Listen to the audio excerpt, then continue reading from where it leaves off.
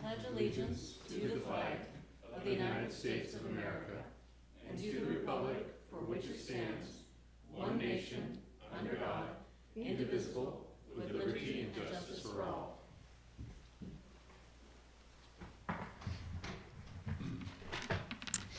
Thank you, and let the record show that all council members are present.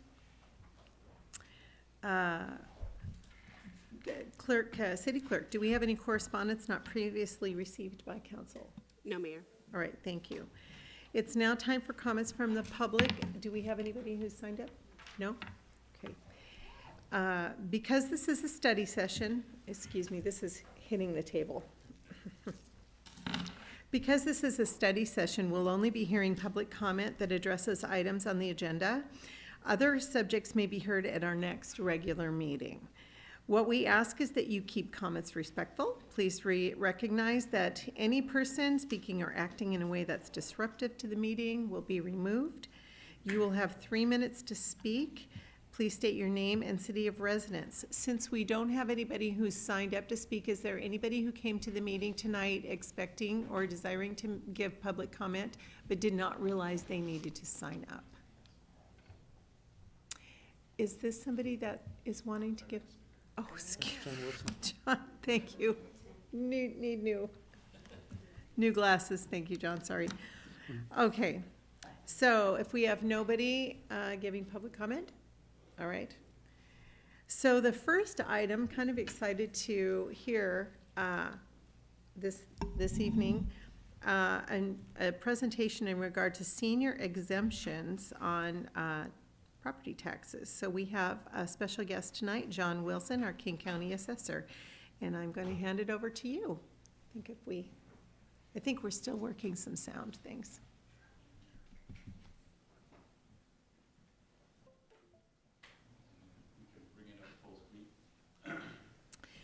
I presume if I press the light until it goes green, it goes on.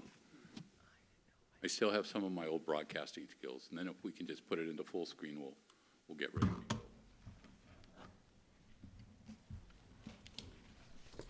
Terrific. Well, I want to thank you all.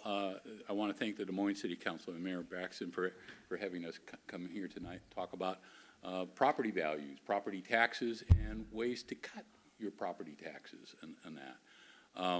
You know, I've been assessor now since 2016, and more often than not, I am known as, oh, you're that guy. I go, yeah, I am that guy. But that guy also helps fund things like Des Moines City government, local schools, a variety of things. But let's quickly kind of rock through here. We'll see. Basically, what our job is we set values on more than 720,000 parcels. That's residential, commercial. We physically inspect a property once every 6 years. We might not knock on your door, but we'll come by and take a look at it, especially if we've seen permitting activity. The other 5, 6, we do a computer model to figure out. We respond to residential and commercial appeals. That's roughly, these days, about 6,000 to 8,000 a year. And we administer exemption programs and calculate levy rates.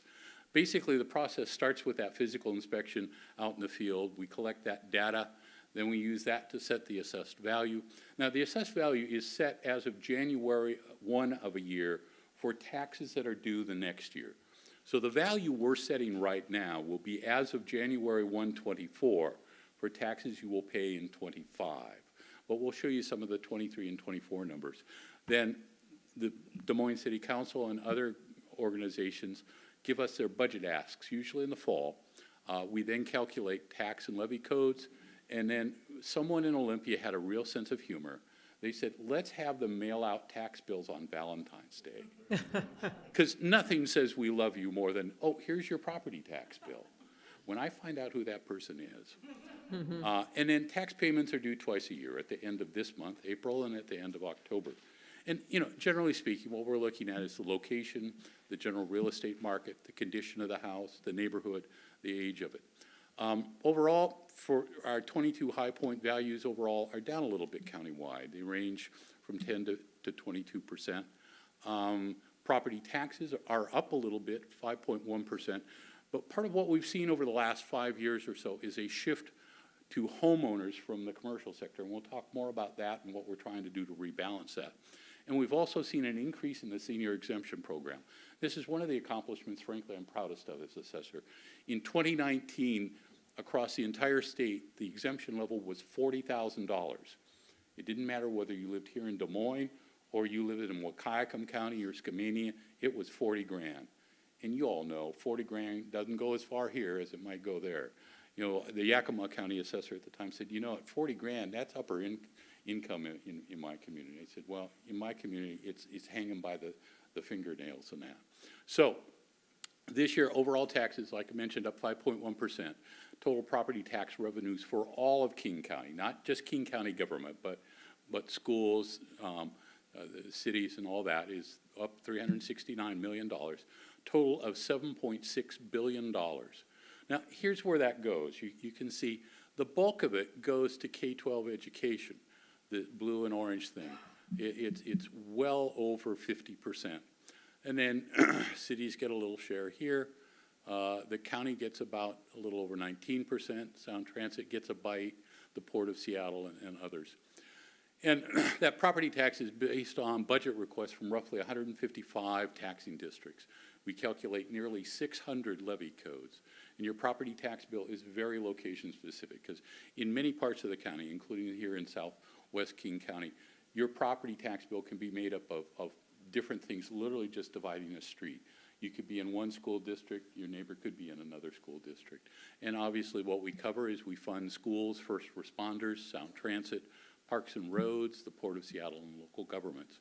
Now, total state funding of Part 2 and 1, 1 and 2 goes over a little over $200 billion. And then you look here, or $2 billion, 54.7% is for K-12 education. Here's where the money comes in. As you can see in King County, we're very reliant on the property tax, roughly 37% of the county's general fund. And that's what we pay for the basic things of public safety, of wastewater, of the assessor's office and that. A very small portion is from filing fees, but you can see charges for services, sales tax and that.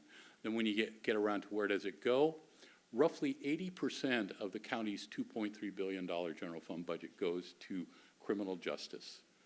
The sheriff, the courts, adult detention, juvenile hall, district courts, all that. We get about 2.9%. Now, on that overall $7.6 billion, here's the shocking number that I am worried about. 83% of it comes from the residential sector. That's too high. Now, part of what's driven it is coming out of COVID.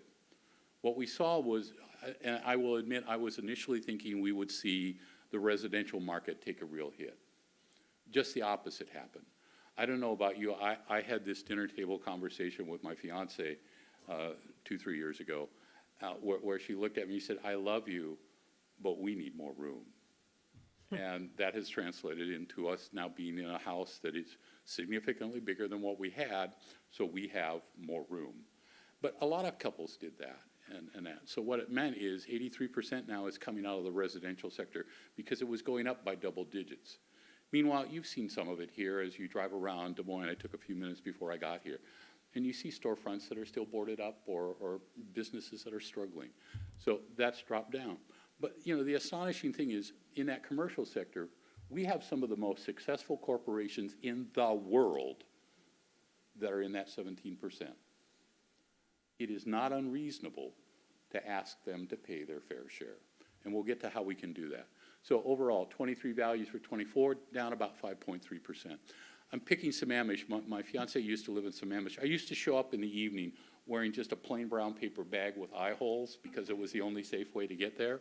But you can see it went up over 51%. That was the highest single year increase of any community in the state. And the median value went up to 1.5 million, almost 1.6. And the taxes were up 21%. Now, an important thing to remember is that your property taxes are not linked one-on-one to what your value increase is, in part because it depends upon what's in that mix in your tax bill. But their taxes were a little about 12.5. Now, in Sammamish, 24, the values dropped 22%, one of the larger drops in the county, down to 1.2 million. But their taxes dropped a little bit, 11%. Take you through quickly a couple other communities. Seattle was up a little over 14%. Its taxes were up in 23, 4.8%. Now the values are down 7.2%, and taxes were up 3.5%. Here in Des Moines, values were up 24% in 23. Then in 24, they came down about 7.5%. Your taxes actually went down just a skosh, and this is on that $507,000 home. I'm going to show you also Normandy Park in that it's one of the two outliers in the entire county this year.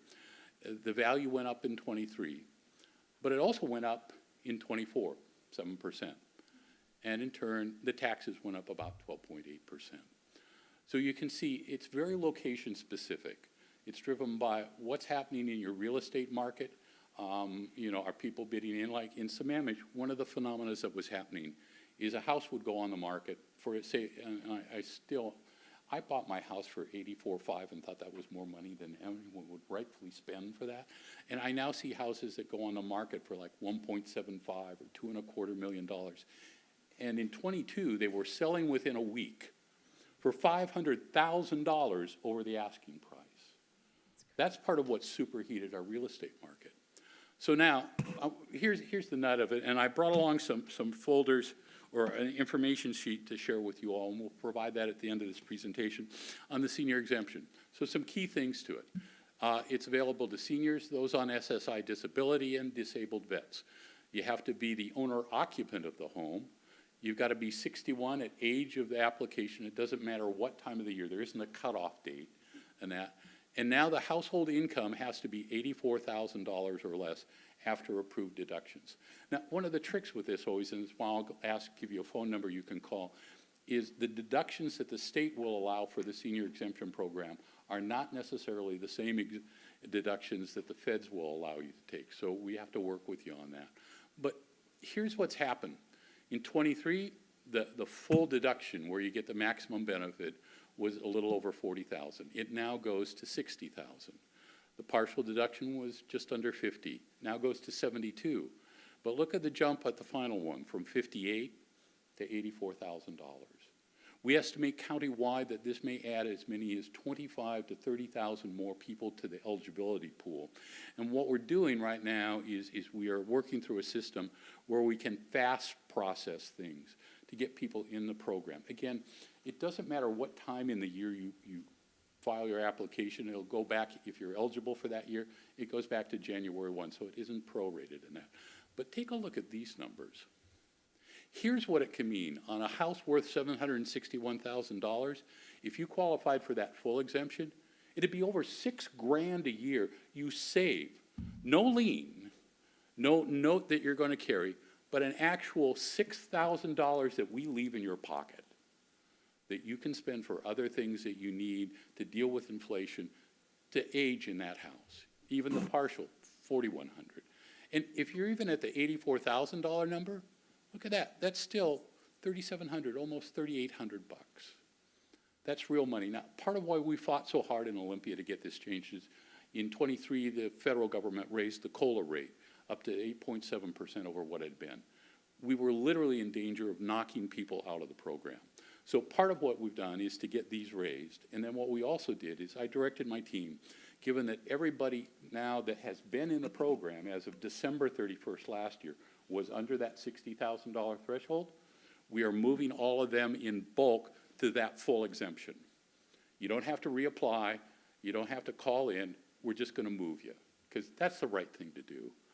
But here's what that can mean. An 80% savings on your property tax. How many think that would make a difference in their home expenses? Anybody? Mm-hmm. Yeah, me too. Mm-hmm. So if you need help filing a senior exemption, there's also a deferral, but the deferral comes with a lien on your property. So I'm not going to frankly talk a lot about that. I think most people are not wild about that. You can call this number. Now, warning, we are not a telemarketing firm. Operators are not standing by. Although I have such an amazing team that is so dedicated that a year ago I was in Bothell and they said, we got calls from your team on Friday evening about trying to move exemptions. I said, wow, they're way more dedicated than I am. But they are, because we know how much this makes a difference. You know, I've literally, over these last few years, especially as real estate has been so crazy, have had taxpayers come to me and say, Mr. Wilson, that exemption saved my house. It let me age where I'd grown up, where I raised my kids, where I knew my neighbors and all that. And sometimes they were in tears.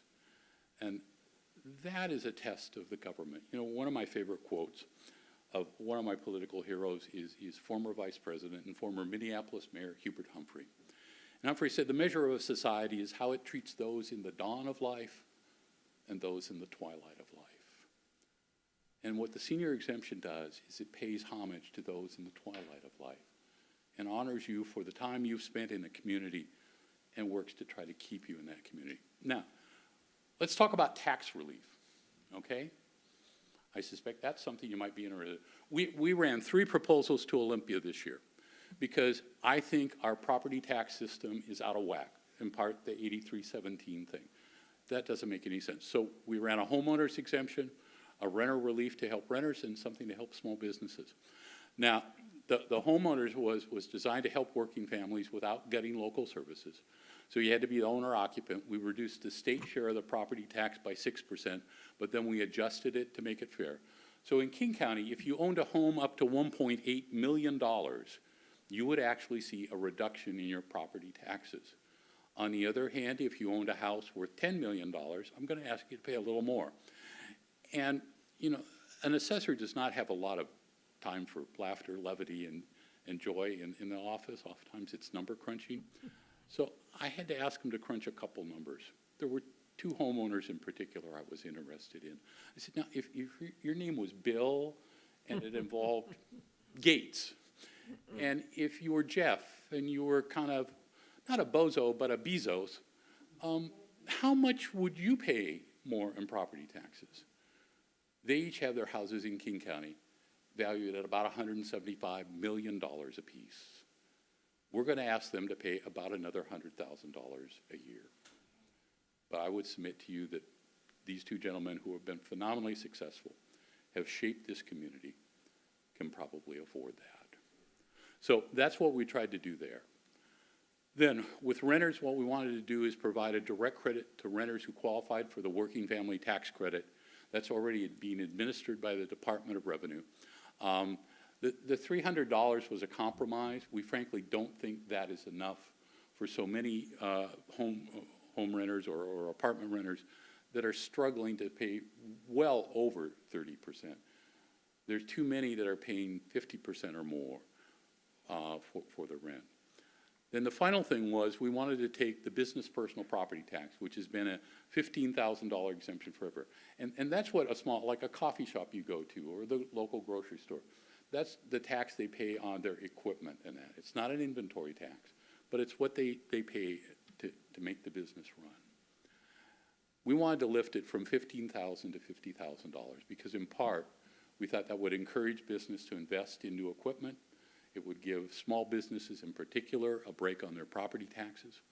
And it would go directly back to that business beyond what most of them don't own the actual building they're in. They're on what's called a triple net lease so that the landlord passes the taxes directly onto them and all that. Now, these 3 bills, unfortunately, all got rejected.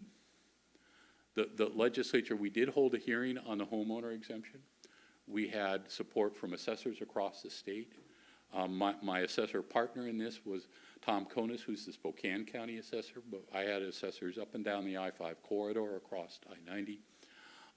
We had a very good hearing, but we couldn't get the legislature to move. And I had one legislator who told me, you know, John, that's our money. And I might be a little old-fashioned. I think it's your money. And the fact is, we ask you to contribute it to the greater good, but we should not be so smug and arrogant to think that it's our money. So we're going to come back next year, and we're going to push again all three of these proposals to see if we can't get them to happen. The renter thing we didn't get a hearing on, the small business bill we had ready to go to the House floor, but we couldn't get it pulled out of the Rules Committee in that. So with that, I would be happy to take any questions you all might have. Thank you so much. I would be, for the study session, we are not going to be interacting with the public, but you're welcome to just hear or write to us later. So, all right, And I'll thank stick you. around. Okay. You are welcome to step out into the lobby when everything is done. So I'm opening the table to council members for questions or clarification. Anybody have questions? Deputy Mayor Steinmetz. Yeah, John, thank you very much. This is very enlightening and very helpful for a lot of people. Kind of focusing back on the senior exemptions, you gave us a phone number. Are there other ways that you can contact your office to get assistance with filing for that? Yeah, on our website, we'll also find there is an online portal that will allow you to actually file the documents online.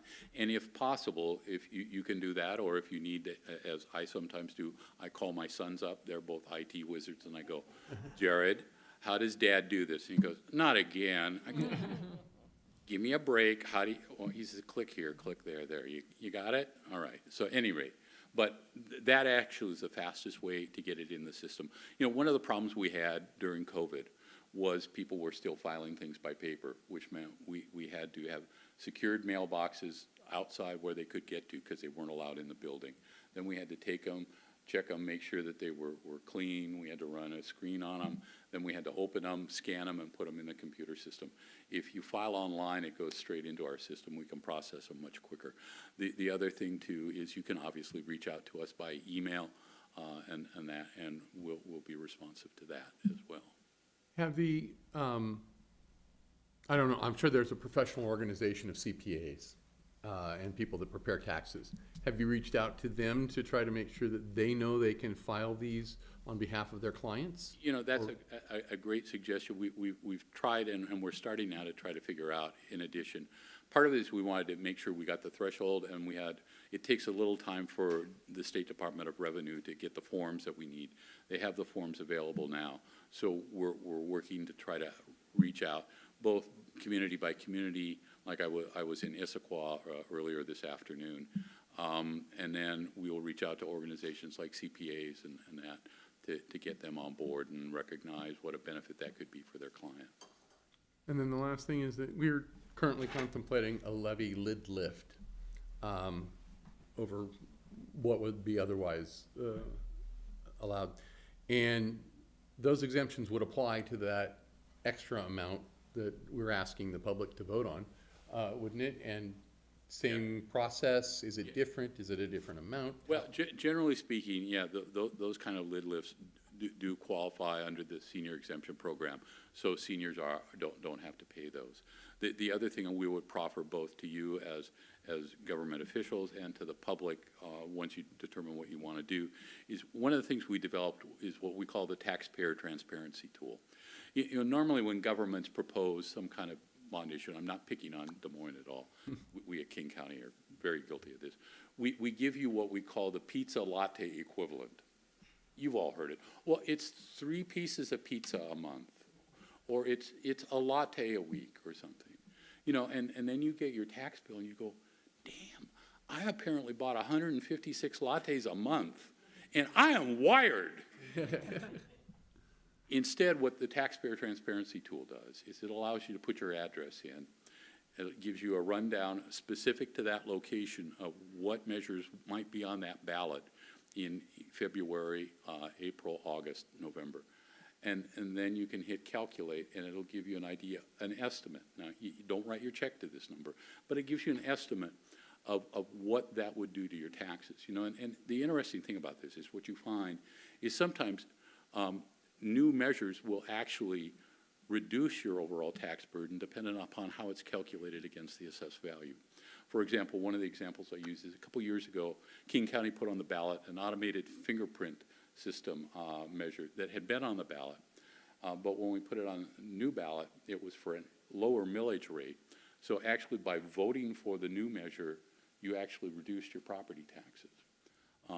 And that. So, you know, there's some of that. But, yeah, Harry, that's a great question. Is that generally speaking, that's one of the beauties of the senior exemption, is it exempts those eligible from paying those levies. Hopefully, also, frankly, then it becomes less of a barrier to getting those folks to vote for those. Thank you. Any other questions? I'll go with Councilmember Mahoney and then Councilmember Harris. So, you know, in your efforts to communicate to seniors and all this, you know, I just got my tax bill, but no letter talking about the senior opportunity with the new income levels. How are you going to try to get to every house? You can send a letter out or something like that, or? I'd love to, but given the discussion I had with the budget office this morning, That answer's no. the answer is no, yeah. Okay. You know, this is part of why, frankly, I'm trying to tour as many of the 39 cities as possible, is to come talk to you in sessions like this, to offer to work with you on how we get the word out. We're also talking to community-based organizations to try to help them get the word out, and that. I wish we could do a bulk mailing. The cost of doing one county-wide, and this is part of why this year we've, in years past, had a envelope stuffer. The budget office just said, you know, it's too expensive. We said, all right, but, you know, it's a shame. And do you have any idea overall, and I obviously now up to being able to do a mailer, what kind of percentage it would reduce the revenue if you were to be successful with expanding these income levels? Is it 3% or anything along those lines? We've asked the same question to our finance director, and he said, yeah, we're crunching some numbers for a couple of other communities. I'd be happy to add Des Moines to the list and give you an idea. Generally speaking, county-wide, the senior exemption results in a tax shift to non-exempt taxpayers of about $12 a year. It's a relatively modest increase, and I think that's what makes it such a great and valuable program.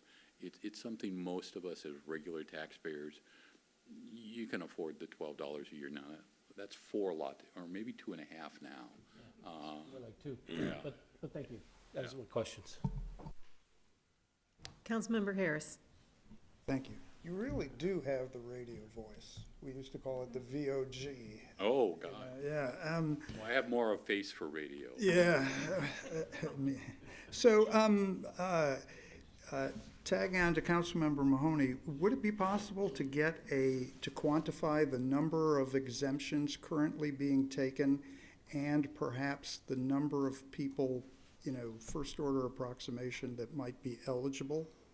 We'd be happy to work on that. I just asked, you know, pop me an email and that. But that you know, interestingly, that was a question that came up this afternoon when I met with Issaquah officials, and I've got the team working on that. And you know, there are only 39 cities, so what the hell? Let's add one more. But what we can do to help is the 25 to 30,000 additional overall that I mentioned is based off of the annual update of the American Communities Survey by the Census Bureau. And they'll have the latest numbers in the ACS for Des Moines. We can take a look at that. We can identify perhaps how many people are already in the program in the community, because we have it able to sort it by zip code and that. And then we can give you some idea. And then based upon, we don't have it yet, but based upon the 24 value for the 25 year, and we might not be able to get that to you immediately. We're at the very beginning of that assessment process, but we can still use like the 23 value for taxes this year.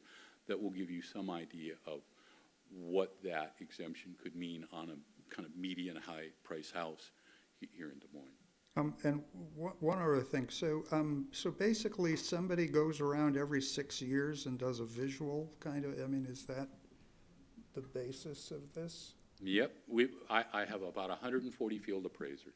I ask because my understanding is that in California, with all the fires, they've started doing drones and, you know, Google Maps and aerial kind of stuff, and it just strikes me that people do renovations and because people do cycle in and out, is there any plan to use some technology or whatever to I'm increase happy to that report, frequency? we already use technology. We have among the best aerial imaging program in the nation. There's a Seattle-based company called Eagle View that provides aerial imaging to us and other communities around the nation. They flew the Spokane fire, and tragically, they flew Maui literally just days after that terrible fire. We use that. We can literally see if you've got a bent shingle on your roof. And that. Now, we won't notify you of that, and it probably will not affect your overall value, but we have that. We, take advantage of Google Street View and that. But what we have found from years of experience is you really need to have boots on the ground. You can't rely solely on aerial imaging and that. Part of it is so much of Puget Sound in particular that has got wooded areas, even around housing, is evergreens. And there's no good time of year to fly a neighborhood that's got lots of Doug firs. But we try and constantly look how we can do that better. We collect permitting data from all 39 cities and the county, so we know if something significant has been done to that house. The one thing I will confess that I finally put a stop to is, again, I have some very dedicated employees. One of them was bringing a bottle of Windex and a rag and was pressing their nose to the window. And I went, that's a little bit creepy and a little bit of an invasion of privacy. Yeah, but I cleaned the window. I said, that's really nice of you, but don't do that again. And they said, oh, okay. You mean, I said, you're allowed to walk the lot and that, beware of dogs and that, but no nose prints against the window. If you have a question, ring the doorbell and talk to the homeowner. Don't, have them think that, some weirdo from the Department of Assessments is peering through my window. So we tried to put an end to that. Thank you, sir. Thank you. Any other questions? Councilmember Oxiker. Yes. So is the shift then in the overall burden of, say, what we're looking for, a certain amount of money that we're having to do the lid lift for, is the shift strictly local or is it countywide? The 8317 shift is countywide. Okay. It will vary to some extent by each individual community, depending upon like your mix of residential and commercial. For example, your neighboring community of Normandy Park doesn't have a very significant commercial base. You probably have a significantly larger commercial base than they do. So more of it is likely to fall on their residential taxpayers and that. But that 8317 is a countywide number. Okay. And then the other thing is, don't mean to be, seeking a rush job or anything, but we are looking at a hard deadline as far as if we're to put a lid lift on the primary ballot in August.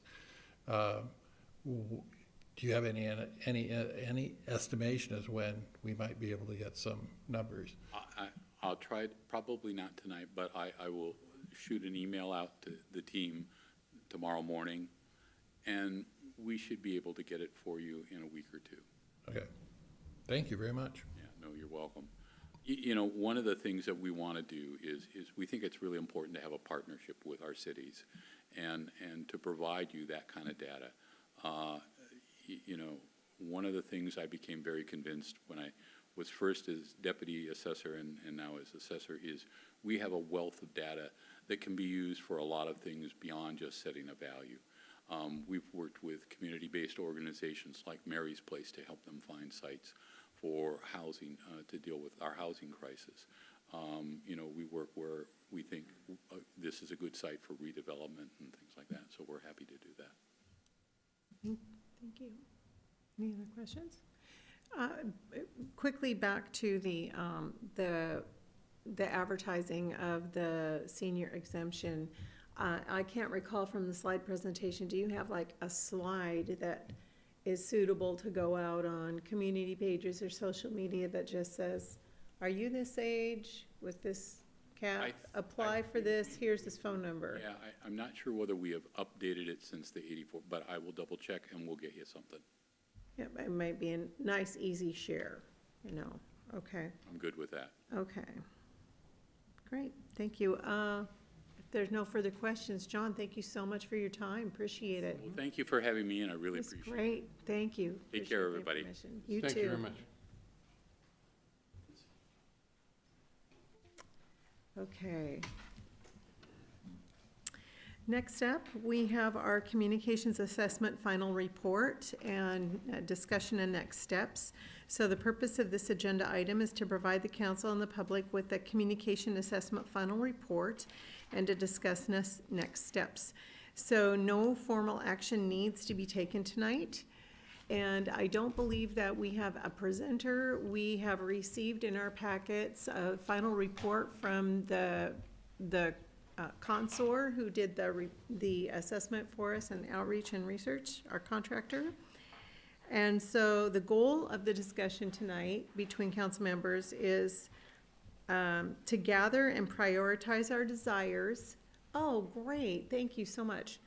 So if you'll take a look at the screen, I created a document, so it's not in the packet, but we can see it on the screen.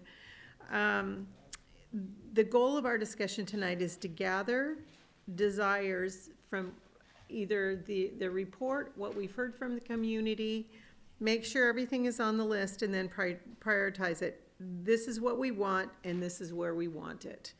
So, and then after that, direct staff to examine the priorities that we've created on a list and their capacity, and then come back with recommendations, and then we can determine next steps based on cost and capacity. So, and community desire, what we perceive as community desire. So what I'm gonna do is this on, let's see. I'll try and facilitate the conversation with, and put in edits as we have this conversation where people want items. So the first question is, does a council member have, I think,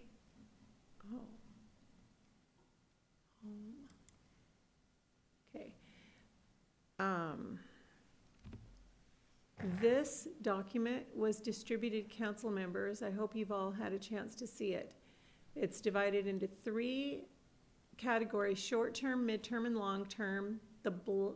This was supposed to be blue. It's blue is what was in the consor report.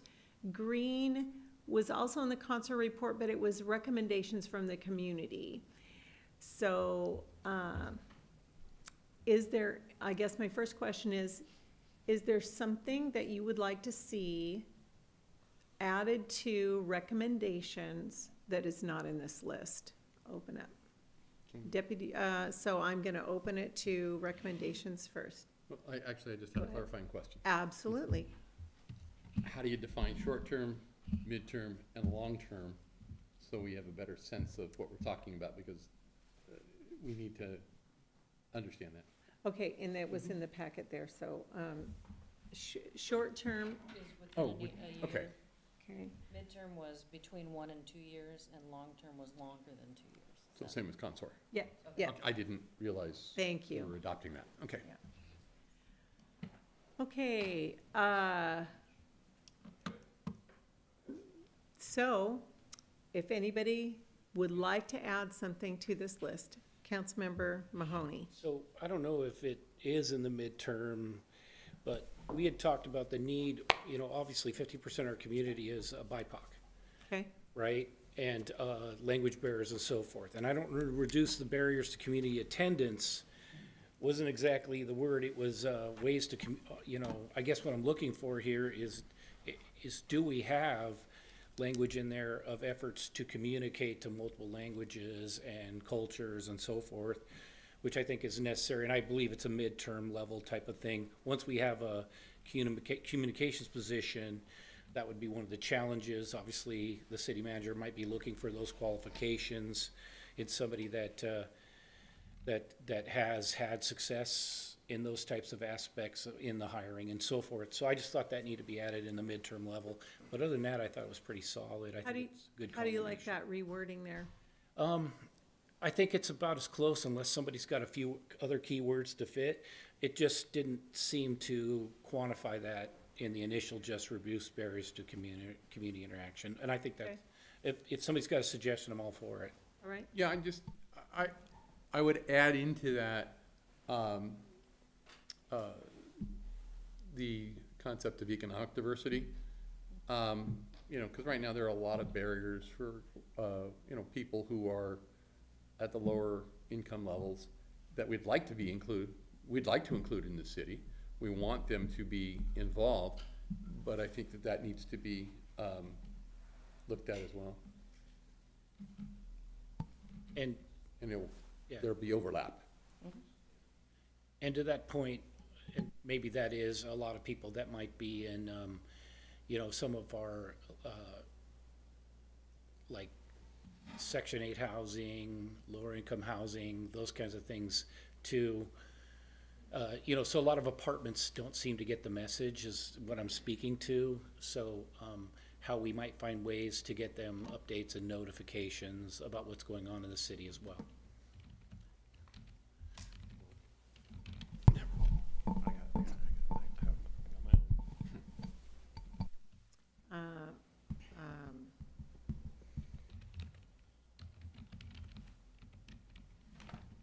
I mean, it could be wordsmithed a little bit later, but I think you got the general idea. Okay. Councilmember Nutting, Yeah, just to piggyback on that, okay? you know, mailers and stuff to our aging communities, typically if they're bulk mailers, get tossed right in the trash.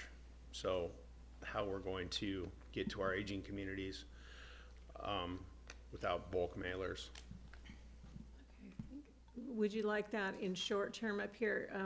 There's a recommendation to digitize currents with limited paper distribution, more frequent publishing, and I think that limited paper distribution would include, but could you increase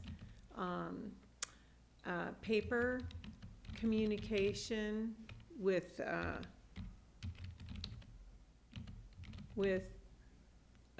mature communities, senior communities?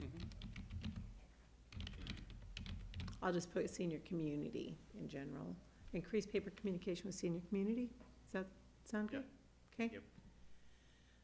And then one more add, I think, was brought up by Councilmember Oxiger in the previous meeting is, in midterm is, partners with like our educational system like Highline and Federal Way and some of our Great. other government entities where we can reach, I think they may be better venues to reach audiences that we normally wouldn't get. Future relationship with school districts.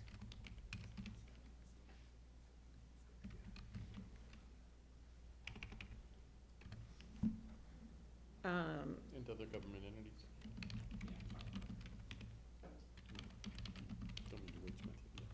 Yeah, no, wordsmith me away. I'm typing here, so. Councilmember Grace Matsui.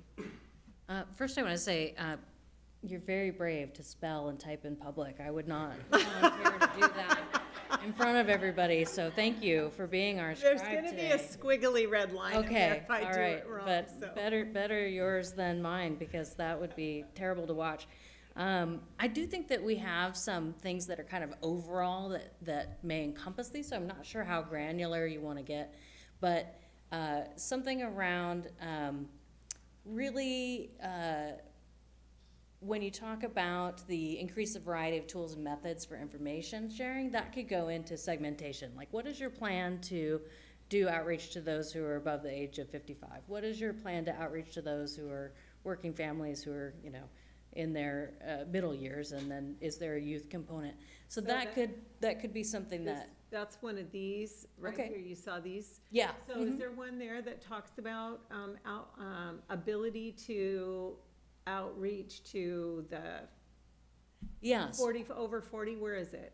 Do you see that right there? So, yeah, No, I think don't that really see that. it's kind of a overarching, like, perhaps it's the tools could include building a segment outreach approach. Like, you can't have a one size fits all because different communities, different age groups are on different technologies.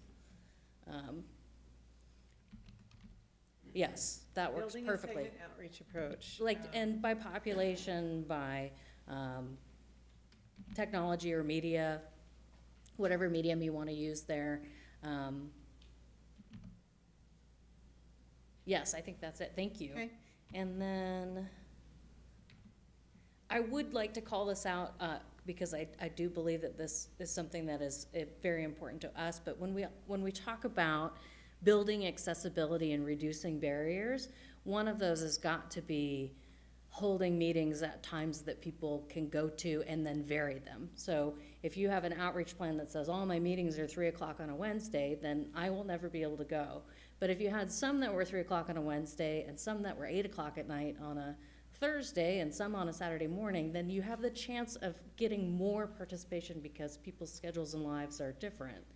And so that could be part of that plan to make sure that you vary some of these opportunities, and that we have different groups that might be more able to attend if they're held at a variety of times and locations.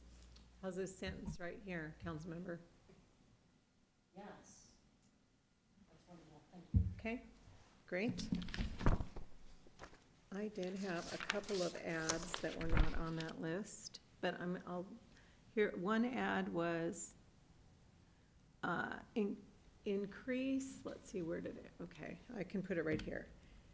Increase public forums for major city projects. I'm just gonna put such as 223rd. And then, somebody talked about hearing, I did a little, statistically invalid survey on the community pages that they wanted to hear, but I think, they wanted to hear from the mayor, 1 to 2 times per month, and about events, meetings, calendar. Is that a spice or Oh, very nice, yeah. Thank you. Oh, shh. Again, I'd be asking how to spell so. Okay. Those are the only two ads that I ended up additional from the community. So, anything else here, ladies? Yes, city manager. Just want to add a little context when we're talking about, really when we're talking about short term, which, I mean, there's a lot on that list. There is. And so when we're talking about short term, what can we implement right now? Absent a communications employee, a lot of this stuff kind of needs to be moved down. I can point out,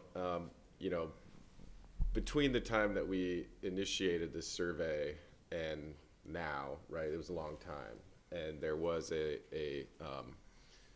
emphasis on improving communication in the city during that time.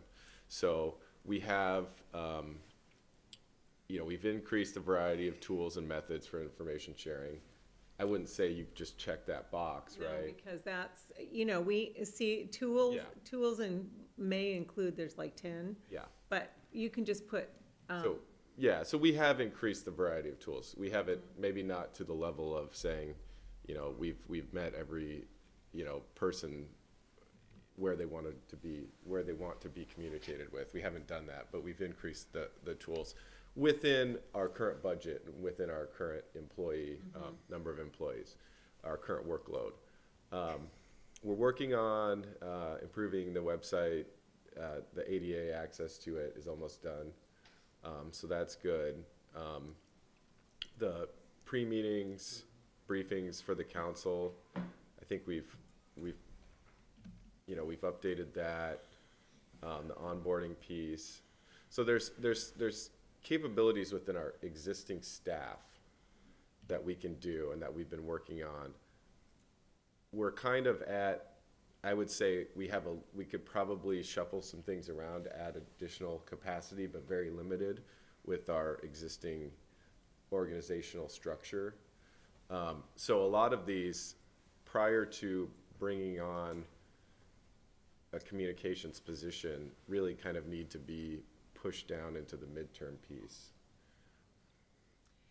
So I think what we could do is go through this list and ask council members what would they be willing to put down to midterm, meaning a year minimum.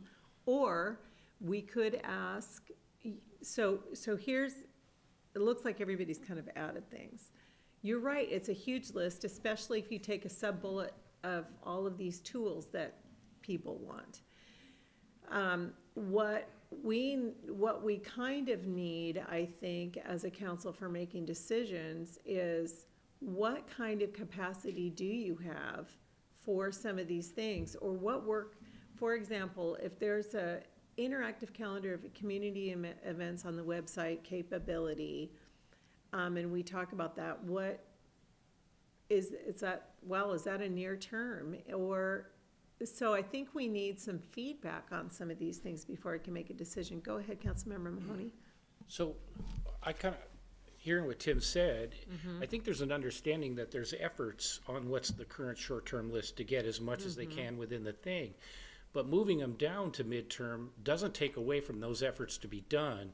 Just the realistic accomplishment is more midterm and not short-term.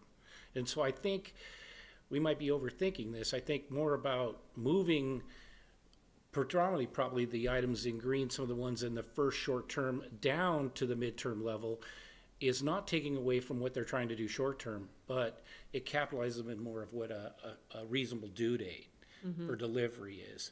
And I think we just keep it that simple. Okay, Councilmember Grace Matsui. Oh, I appreciate you bringing us back to reality. I would say that the way that I see these is that they're recommendations. It's not a direction. You will do all of these things and you will do them by the end of 6 months from now. But to me, these are an assessment of our priorities. So when I say that there's something that could be done within a year and here's a list, those to me are the most urgent priorities. And so I think it's okay, and without a deep dive into resources and the capacity that the staff has, we can't make changes necessarily, but we can say this is the council's feeling about short, mid, and long-term priorities, and then you do have to come back and say, we can meet these, this one's reasonable, or this one might need to be moved. And it becomes an interactive kind of iteration of back and forth. But I fully understand that, yeah, there's money attached to these, there's a time attached to these, and they're not commandments, if that's helpful. Deputy Mayor Steinmetz. Yeah, I think one of the things that I'm seeing in reading through this list is some are very specific. A comments box at City Hall. That's very definable. We know what that means. Explore AWC MSRC resource connection, and even nurturing relationships with school districts and other government entities. These are much less tangible things that don't have a clear meeting point, and they're sort of, because they're more nebulous, they're less accountable. So maybe if there's a way to refocus on, what do we really want to see if the staff can do, because we can measure if it's done or not, and approach it that way so we're getting something realistic. Tim, does that help? Well, let me interrupt a little bit here. Some of these things here, that's another one where you could put a red star. When you're talking about our staff and council exploring the AWC MRSC resource connection, that was a recommendation from the community who may not have known that we have that well intact. And so that could actually, it's in our protocol manual. All, as a resource, we all subscribe, receive regular updates from AWC, regular invites for webinars and information from both of those organizations. So as far as what a staff and council can do, that line is well established. So I can put a red star there, but maybe we can say, put red stars on things if you want. I don't want to make this, like you said, too granular. I just want to be able to show what is in process, what has already been done, and for encouragement's sake, and maybe put, if there's something really hot that we would really like to have done last Christmas, put it up, make sure to put it up here, and then keep this as a running list of check boxes. Is that a little bit more reasonable? Yeah, well, so, I mean, you know, some of this stuff it's really, a lot of this is ongoing, right? I mean, the comment box, that's something we can do, right? We could do that fairly quickly.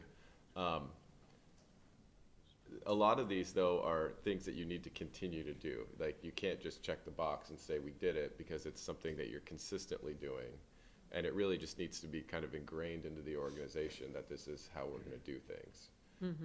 Because it could fade after a while, right? Or it could not be a priority. So, you know, I think these are all really good recommendations. If we were to do all of them, we would need at least one position to really kind of focus on this. I think, you know, one thing we heard about from the city of Edmonds is they had hired their communications or their in-house communications director, and she's still working on the communications plan, right? And this is a 5-year process, and part of that is, you know, you really have to know the organization, right? You need to know who to talk to. You need to know where to get information from. So I think as part of this process, we can look internally, we can talk to different departments about what designating someone as a communications representative from their department. We can look at potentially reorganizing. You know, there's a lot of different ways that we could look at really taking this list and trying to kind of look at a holistic approach to improving in all these aspects. I think really it's got to just be a cultural shift really in our organization of prioritizing communication, and then kind of, I think as we do that, we'll start kind of consistently hitting these benchmarks. I do think it would be helpful if we had somewhat of a prioritization from the council, because this is really kind of perfect world, do all of these things. Right. Some of them probably have greater impact than others. So if there was a prioritization piece, that would be helpful. Okay, I'm gonna change this to say, okay, all right. I'm multitasking here. I know. So, thank you. In your eyes. Thank you, appreciate that. Councilmember Nutting and then Councilmember Harris. Thank you, Mayor. I understand what you're saying, City Manager. But I think what would be helpful is staff or yourself taking this list, and not necessarily the priorities of council, but being able to say, this is what we can do in this time frame, and then council coming back and saying, okay, these are the priorities out of your ability of your staff and yourself to get through this list. Okay, I'm gonna make a note here. All right, Councilmember Harris. a couple of rando things. This is not, this is just me. I am not looking at this lens, sorry, outlier, I guess, in short, midterm, long-term. I look at it as pre-CO and post-CEO. And I think a significant part of this discussion should be, what can we accomplish without tying the hands of the next CEO, or are so self-evident that they would happen regardless of that new leadership. I think a lot of this is people stuff that should be left for that new person to provide leadership, and some of it is self-evident, and it's largely IT, I would say that. I do think we should provide clear targets, things to accomplish that you can write a check for, and I also think the public has a reasonable expectation. We've been at this a year now, and we've communicated our asses off, and I think they have a reasonable expectation that we show some measurable progress over the next few months. And you do that by saying, we're going to do these 5 specific things. They may not be, everything, but they're legit accomplishments that you can look at and benefit from.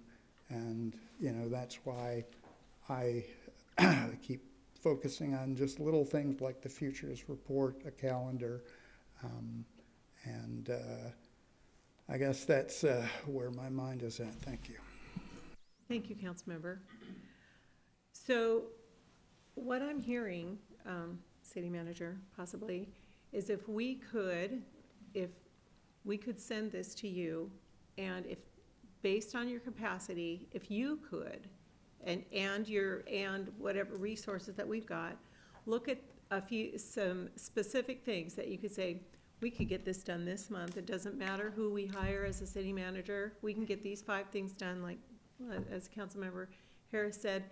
And then a possible request is to look through the entire list and group some items under a subject. And maybe, I did talk with actually Councilmember Harris a little bit. A bunch of these things could be grouped under the website, which we, and possibly set a group of things aside as a subject to discuss, have presentations, discover what is maybe it isn't a presentation to us, but like he said, our IT or finance committee or one of our committees that says, this is what our website capability is, what would you like to do with it? And a bunch of those things, like surveys and subscriptions and listservs and interactive calendar and blog capability. I mean, there's a whole bunch of that stuff that all falls under a category. So I'm thinking if you would be willing to do that, group some immediate, we can get this done right now. Here's 2 buckets of topics on this list that all seem to be associated, that we could maybe attack over a little period of time, and then come back and say, this would be good for next year. This is a great idea, but once we have these other things established, maybe do this next year. Do you think that's possible? Yeah, I can certainly go through this list and report back on what we can do now with the existing resources we have. That would be excellent, and then that gives us a chance. And then also with your understanding and staff understanding, to look at the list and say, these things can all go in a group. Maybe, for example, website subject, but I don't know if other things could go in a group. Do you see what I'm getting at? Grouping some of these things together. Yeah. You think that's? Yeah, I looking at that, I could, like I said, we could talk about, there's probably a few items on there that we could do fairly quickly. Just a few, though. Okay.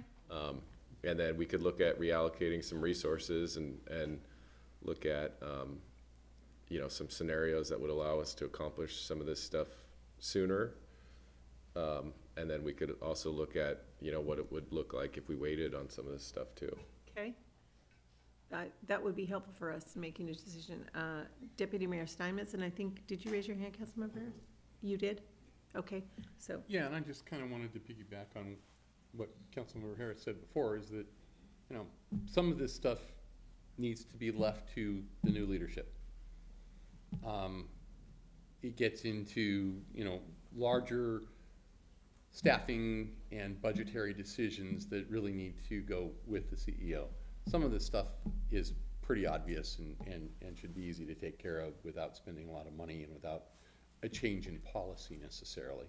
And I think that should be part of the focus of, you know, your buckets, if you will, to try to do that. I think that was an excellent idea.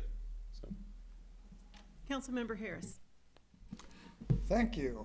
This is like the banquet table, you know, in those sword and sandals movies. This is often a different direction, but not really. You know, in that report, the consort did, you know, polled our staff, and apparently they have some feelings about communication, both with council and within the city. And this is sort of a question both for our city attorney and for the council. I'm trying to think of a mechanism by which their feelings could be shared as to the corporate culture with the council. And I think that would be extremely valuable for the next CEO. If one of the tasks is having the cultural change, it would be good for the next CEO to have an understanding of what that cultural vibe is. And I don't know if it's something, I think there are like 15 different appropriate uses of executive session, but is there some way to get more specific as to how the organization is, you know, feeling about their interstaff communication, how things are with the council, and you know, and in as unvarnished a fashion as possible, because I just keep thinking about it's sort of this one-way door. It's like, okay, Tim, you know, go away and tell us what's possible and everything, but a lot of it is, you know, you'd like to know how a lot of this, if it's communication, okay, you know, yeah, how do people feel about their work, and because they're going to have to implement all of this stuff. I can imagine being one of 100 employees who think about all of this, you know, we're going to do this communication stuff, as essentially unfunded mandates. In other words, you're asking us to do another process in order to, you know, be more transparent or to communicate with the public. And my company used to work with organizations all the time, and that can be useful, or it can be perceived as just another eye roll on the way to trying to get some real work done. So I would just like to have some feedback. Since Consort did those interviews, I think there should be some kind of just more specific information on what what the staff you know, feelings are about all this, at least at the department level. And I don't know how to communicate that in a way that isn't awkward. So I I'm just done. added a sentence there, council member, and that might be, because it will be anonymous if we come back, if the staff comes back with a list through the city manager, whoever, it could be an anonymous recommendation, list of some tangible recommendations. Well, and just to That's clarify, so that, I helpful. mean, that is essentially what has happened already, Yeah, is that staff met with Consor, and that was what really became a large basis for But- the report that was just But completed. if I may, buried in the report, it's like 2 sentences. And I'm like, this is the thing where I would say, when I would go into an organization, tell me more. And then it would turn into 2 hours of people spilling their guts about how their work life really is. And that's where you get to the improvements. Because, you can, anyway, All right. Councilmember Oxiger. Yes, thank you. And I suppose this is probably sliding into the next item. But how are we going to express it's been amazing. This is like the one subject in which we've all we're almost in unison as far as the need for all of this. How are we expressing this to the candidates for city manager that this is a huge priority on our part? I would, if you don't mind if I offer, we will have an opportunity to build our interview process, and I would encourage you to take a note about that, make this a point, and as we interact with SGR, we're going to be, they'll probably have a template, of course, but then we'll have our expressed specific needs, particular desires. I would think that would be a better place for that conversation. Okay. Okay, thank you. Nice, almost segue here. Anything else? So do we feel comfortable, I want to wrap this up, do we feel comfortable handing this list to staff, asking them to come up with a few things that can be done in the immediate and relatively affordably, and then also seeing if they can group some things and give a recommendation about how the group thing can be addressed, and come back to us? What do you think, Tim? You feel good with that? Yep. Okay, city manager feels good with that. How do you feel good with that recommendation and a nod? We have a nod. Okay, so this, you have this, right, Tara? That's on your, and so I'm gonna go ahead and close this down. Just turn these 2 things off. All right. Where's that? I don't know if this has a off and on. Okay, this does. This has an off. All right. Good discussion, I want to say. And oh, you know what I do want to offer a moment for each of us. If you had comments that you wanted to offer in regard, this is kind of moving to the next stage of the process here. I did want to offer you a couple moments to make a comment if you wanted. The couple people expressed they might want to do that. Any comments? All right, well, that's good. We'll move on to the next item. City manager recruitment update. Let's see, I am going to move to this. Purpose of this agenda item is for the city council to continue the process of selecting the next city manager.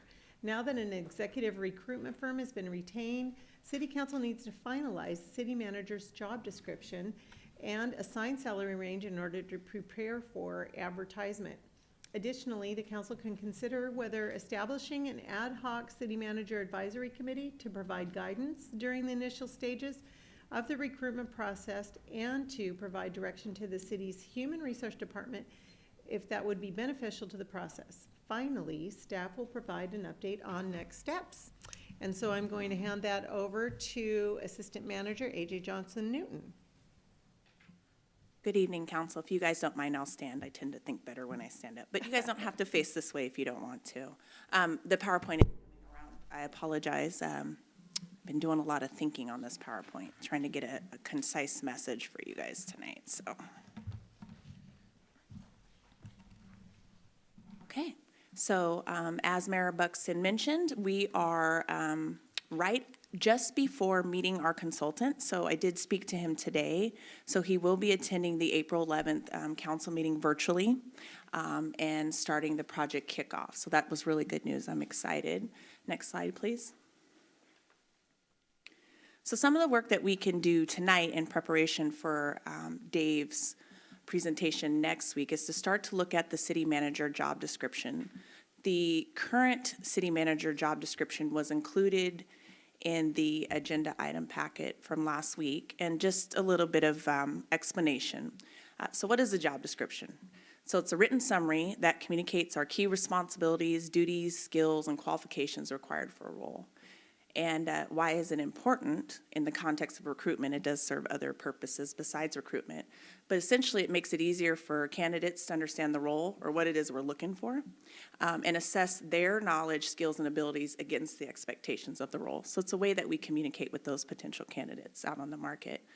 It also helps the hiring authority, which in the case for the city manager is the city council, evaluate and compare the candidates during the selection process. So essentially, the job description lays out the duties, and it's not it's not a complete list, but it's the basic list of the things that this person would be performing. And so as you go through the interview process, you can start to look at their skill set against the expectations of the roles, and it makes sure that we're all comparing everyone against the same selection criteria. Next slide, please. So in the packet I handed out, the city manager job description is in there, but I just wanted to go over sort of the elements of the job description. So the first part on the job description it's on the back of your packet if you're looking for it. And I'll also have it up on the screen. So the first element of a job description is the salary grade, which right now I think I have an X or mark through. We'll be discussing that as we move through the presentation tonight. The second element is the nature of the work, and essentially it's just like a summary statement of what the duties and expectations of the role. The essential functions essentially lines out the job duties that they must perform. The necessary knowledge, skills, and abilities, which in HR world you call KSAs, basically states what knowledge, skills, and abilities do they need to possess to be able to perform the essential functions. The next element is education and experience requirements. And in this context, what it outlines is what education experience do you need to be minimally qualified. This is also, well, let me back up. So when I say minimally qualified, and again, we'll go over this more in detail when we pull up the description. It basically is saying, what's the entry level point? What do you have to have baseline to be able to apply for this job? It doesn't mean we have to hire at that level. It just is the first entry point into being qualified for the position. Sometimes people get hung up on that. Doesn't mean you have to hire at that level, but they have to have this at least. They can have more. The other thing you can do down in the education and experience requirements is after you establish your baseline is you can do preferred and desired. So that's where you start to go nice to have, would love to have, to basically start to create a way to tier out your candidates, right? So you might have this person meets baseline qualifications, this person hits our preferred, so they're closer to the match of what we want, and maybe this person has the desired. And then special requirements are just additional things that you would want them to be able to perform, or maybe they need certifications or things like that. And then we'll see it in the job description, but this wouldn't be something that council would weigh in on. It's the working conditions and physical abilities, the EEO statement, and then general information about the role. That's pretty standard in all job descriptions. Next slide, please. Could you pull up the job description for me, Tara?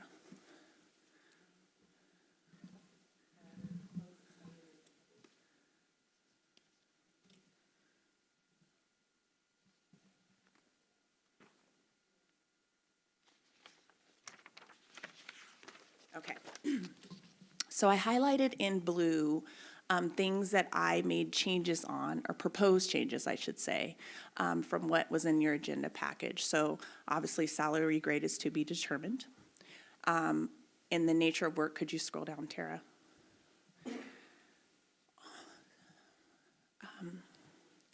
Can you put it in all markup? It's not the best way to look at it, but.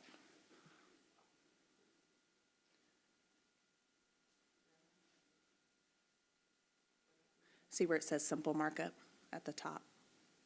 Do that drop down. See where it says simple markup? Right above show markup? Yeah. And all markup. Okay, sorry, this isn't the best way to look at it, but It's probably the only way. And then can you make the screen a little bit smaller, since there's copies of it in front of? I apologize for the people in the audience. You may need to move in closer. Okay, so what I did was I took the original nature of work, which is down in the bottom now crossed out, and essentially I cleaned it up some and restated it. And I thought the first important thing for the city manager role that was sort of buried in the original nature of work is the fact that it's under the direction of the city council. That shouldn't be 3 sentences down. So I moved that up. And in the original, it also called this position Chief Administrative Officer, but really it's our Chief Executive Officer, as Councilmember Harris said, our CEO. So I retitled that. And I really like the second line. So basically, it says, the city manager is responsible for directing, overseeing, and evaluating the administration of city government in accordance with municipal management principles, city ordinances, applicable local, state, and federal laws and policies set forth by the City of Des Moines, Washington City Council for the benefit of the community of which they serve. Because that really is the role. You know, I wanted to make sure that we included all of the stakeholders. It's the city council, obviously staff, that'll come later in that description, and really it's for the benefit of the community of which we serve. That should be in the job description, at least that's what I'm proposing. Everything else is really just sort of restating, like I said, what's down below of what this person would be responsible for, which is basically the full responsibility for the management of the city, right? And then the last piece, I talked some about the fact that this position is under scrutiny and it requires a high level of accountability and visibility, right? It requires excellent interpersonal communication abilities to build positive and effective working relationships. So this might get a little bit at the communication that you were referring to earlier, Councilmember Ossinger. I also talked about the fact that there's diverse stakeholders, right? So we want to identify that in this nature of work. The council is not limited to accepting this. This was just what I'm proposing to change. Again, I didn't add anything substantial from what was in there initially, but I did just sort of rework it and I think make it more palatable. Is there any questions before I just go down? Yeah. Would you like feedback on that right now? Any feedback? Councilmember Harris. Thank you. So this is just no, I'll leave that. So I don't know how to put this in, but basically I would give a 10-point bump to anybody who knows what an enterprise fund is, or rather has experience with it, and knows what a Part 150 study is. Somehow, the fact that we run this very significant business should be sort of a, one of the pluses. I don't know, but and the airport, I can't emphasize that enough. I leave it to, but just as far as this goes, I would say must like the public. The next CEO, in my opinion, should be someone who can get out into community meetings and basically be the voice of the city. Someone who doesn't think of it as a chore, but like, hey, I like talking to the public and answering their questions, and because the CEO is going to be the voice of the city. No disrespect to the mayor or whatever, but we are political actors. The CEO is the legitimate voice of the government, and they should be someone who likes to attend events and so on. And somehow I would recommend putting something like that in there. And yeah, and also if they were, someone who showed an interest in tech, I think that also wouldn't be the worst idea in the world. Thank you. So given that feedback, Councilmember Harris, I think there's a couple places that we could get at that. In terms of the enterprise fund, the Part 150, and then potentially some experience working with the airport, we could do that either in the essential functions. Could you scroll down, Tara? I withdraw it's going to say, those really are legit things. If I were interviewing someone, I really would ask them those two things. But if they are good at the community, I think that would be just next level. And so if you could put it in that yellow part at the top somehow, I don't want to wordsmith it, but if my colleagues agree, I just saying, we want good interpersonal skills, that to me means dealing with the organization. I really think that the next CEO should be somebody who speaks to the community. Yeah, that's what I think. Okay. So one of the ways I could get at that, and I don't want to go full out in language because I need to give that some thought, but is basically highlighting the need for community interaction. And AJ, it is in your fourth paragraph, Yeah, with the excellent interpersonal piece, yeah. so. So if that's not fleshed out enough, I could either sort of rework that or we could pick it up in an essential function. Councilmember Grace Matsui.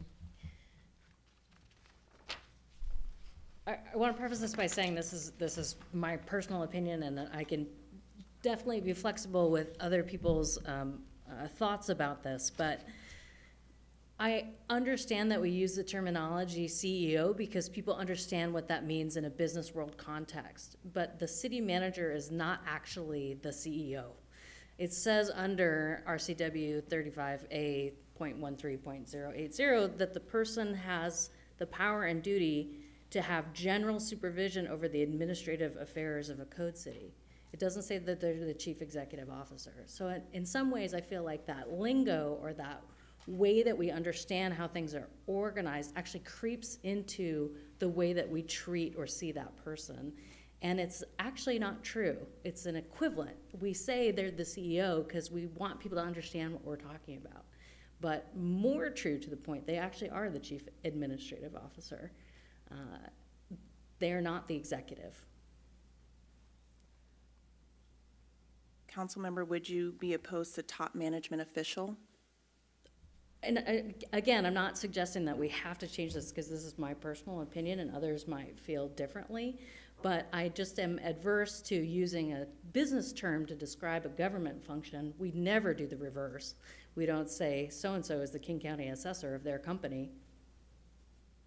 Like, we don't do that. But we expect folks to kind of not understand what government does, which is okay, I expect that a lot. But when I have the chance to educate and say, it's not a CEO, folks, it's like a CEO, but it's the government type. And it's not exactly the same. So I just point that out for discussion. We could keep it as it is, but a city manager is not the exact CEO of a city. Without stepping on the discussion, the one reason that I took out chief administrative officer is because we have sort of that as a job title. So I was trying to get away from that confusion. Depending on what comes out of your discussion, one thing I would throw out potentially is the top management official as, as an alternate, if that's what the council prefers.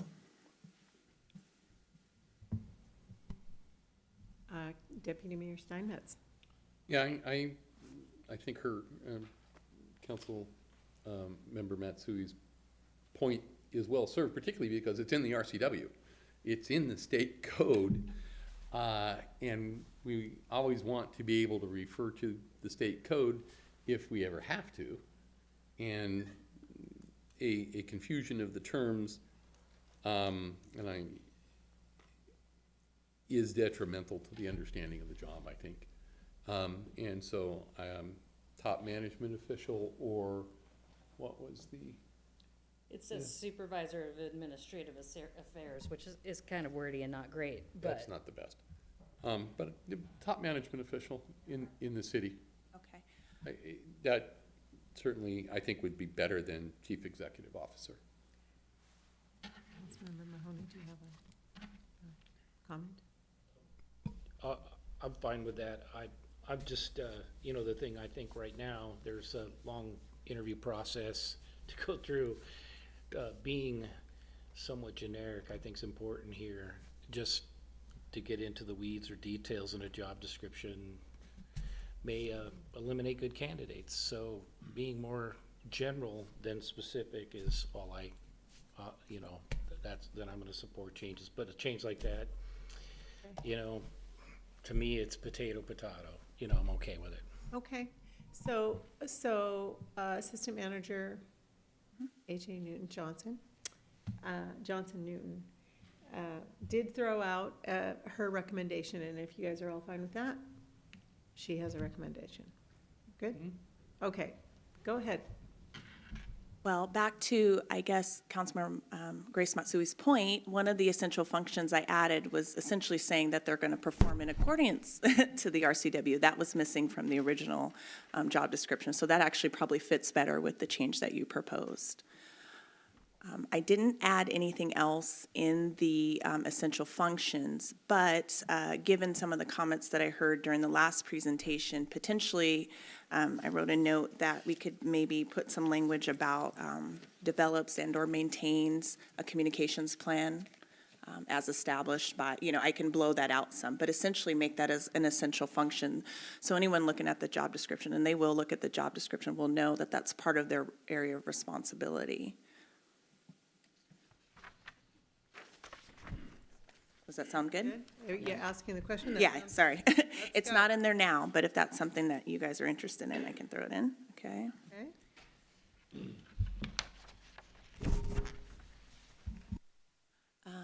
Okay, scroll down, please. Given that we didn't really adjust any of the essential functions, the KSAs, or the knowledge, skills, and abilities, are already tied to the essential functions. So unless there's something in there that's totally missing, I think the relationship and the way that they normally are pretty much vetted out. I don't know if I'm allowed to call on you. Thank you. Yeah, I just, the knowledge piece of it,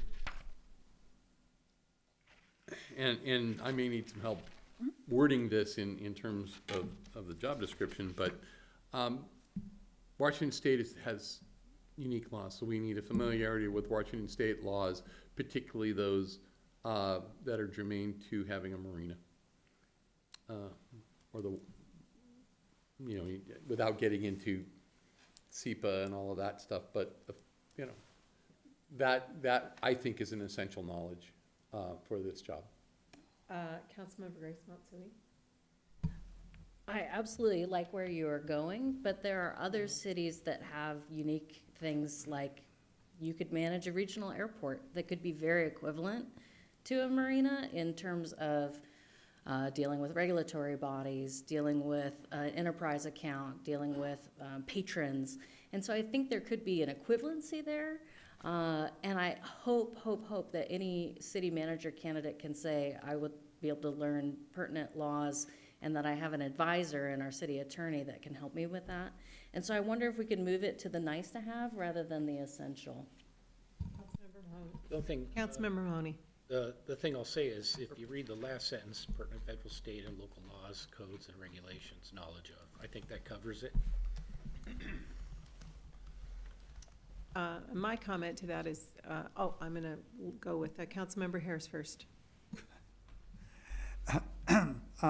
I used the term enterprise fund carefully because I do think it would be a good idea that the person have some familiarity with the fact that we're going to have more than one business inside the corporation, and it's just a different flavor than the rest of city government. So, you know, it may not be a marina, it could be, you know, an ice cream store or whatever other enterprise funds various governments have, but just understanding that it's a customer service operation, and having some awareness of that is not inappropriate, but thanks. Thank you, Councilmember. One thing I do want to recognize is that we are a medium-sized city with some pretty impressive department directors who have accomplished quite a bit in their education and their certifications, including our assistant harbor master, our harbor master, public works. These people are extremely vested in their areas, and so I'm hoping that we don't, personally, my input in the process is going to be looking for somebody who doesn't want to necessarily micromanage, but will be a really great cheerleader for the directors underneath them, and will provide them every opportunity for education and advancement, and be able to accept recommendations and advice from those experts underneath them. So that's what I'm hoping for. Councilmember Harris. No, don't mistake me. You know, in the Citizens Advisory thing, there was this part of the discussion where people were talking about challenges and opportunities. And no, I think that this is like, it should be a legit draw to someone thinking about the job. It should be yippery bob, this is exciting. So I would mention it just for that reason alone. Thank you. So you're saying under recommendations, not requirements, correct? Just for clarity for AJ. I think so. Okay. Okay, let's keep moving on. One comment I would just say, maybe in response to your feedback, Councilmember Harris, is the principles and practices of municipal finance and budget preparation administration, to me, would include some baseline knowledge of enterprise fund. I don't know if you were looking for something more in detail, but it is at least a knowledge that we are expecting this person to come in with as an entry point, so. Thank you. Okay, go ahead and scroll down, please, to, there we go, education and experience. So the original job description, for someone to be minimally qualified for this position, required a bachelor's degree, 10 years of progressively responsible experience, including with 5 years of that being in a position of either a former city manager, assistant city manager, or a department head. That felt really high to me, so I went out and did some research, and I also actually talked to our consultant today to make sure that what my gut was telling me was what he was saying. And so we are recommending that we reduce that to 5 years, so a bachelor's degree in 5 years as either a city manager, assistant city manager, a department head, or a senior administrative officer. Again, this is just baseline entry level point. It doesn't stop us from hiring someone with 10 years, but it basically will help us maybe identify some up and coming rising stars, and why create a barrier. There may be people out there that otherwise wouldn't have been qualified if we don't lower the minimum qualification, but I don't think we'll lose the quality of the candidate in doing so. Excellent. Oh, excuse me, Councilmember Harris. Sorry- Harris. Sorry, I can't see, and I apologize if it's in there, but is there anything in there about ICMA? Yeah, so that was actually going to be my next question. So this would be, we have ESP. That would be where the council could start to define out what are your desired or preferred qualifications. And I have a comment on there, it's probably hard to read unless you're looking at the paper. But maybe here we say we desire someone that has experience, what did I have? That has experience in management of a municipal marina. You know, while it's not an actual baseline requirement, but if someone did have that, that would certainly make them more competitive over someone who didn't. So this is where you can start to develop sort of your nice-to-have qualifications. So if one of them is municipal marina, I'm happy to put that down as a desired. If I could just add municipal marina or the equivalent. Yep. And let them be creative if they can make the argument that the airport, a municipal airport, is the equivalent of a marina. One trick in HR is that last line where it says an equivalent combination of experience and education may also be considered, so. And I think Councilmember Harris was talking about ICMA, the City Managers Association. Is that correct? That is indeed what I, basically, not to, but during our last tack at this, there were 4 candidates. 3 had ICMA membership and certification, which has a code of ethics. 1 apparently did not, and so I would very much like to see ICMA membership on that nice-to-haves. Okay, agreed? Preferred? Preferred? Yeah. Oh, well, no, I would say, and it'd be nice to have that as a requirement, whether they get it after that they would have a commitment to get that, the membership. I think, just to clarify, is our city a member, or is the individual city manager member of ICMA, and I think also Washington CMA, WCMA? Pardon? Excuse me, yes, thank you. It's the individual. Yeah. So I would lean toward asking for that certification. If they didn't have it, that they would pursue it within the first X amount of months. That's my personal preference. Anybody? And I just to say, you know, to your point, preferred is probably the best language there. Okay. Because it does, again, we're probably, what we want to pay and stuff, where we probably might be looking for an up-and-comer and getting them in, and then that being establishing an expectation of the future. Okay. So they don't have it, it's not a, It's not a deal breaker. deal Right. breaker. Right. Okay, I saw some other hands. Is that all you want to say? Okay, I was going to say, there probably is a compromise there. We could have it as a preferred under the education and experience, and then back to your point, Mayor Buxton, as a special requirement, maybe the ability to obtain and maintain the certification like within a year. I would recommend making that reasonable, because they're going to have their hands full anyway. It's just, you know, learning the city. But essentially, it gives them the goal and the expectation that we do want them to have it. And great for them if they do. If not, you better get busy studying, so. So. thank you. Great suggestion. Yeah.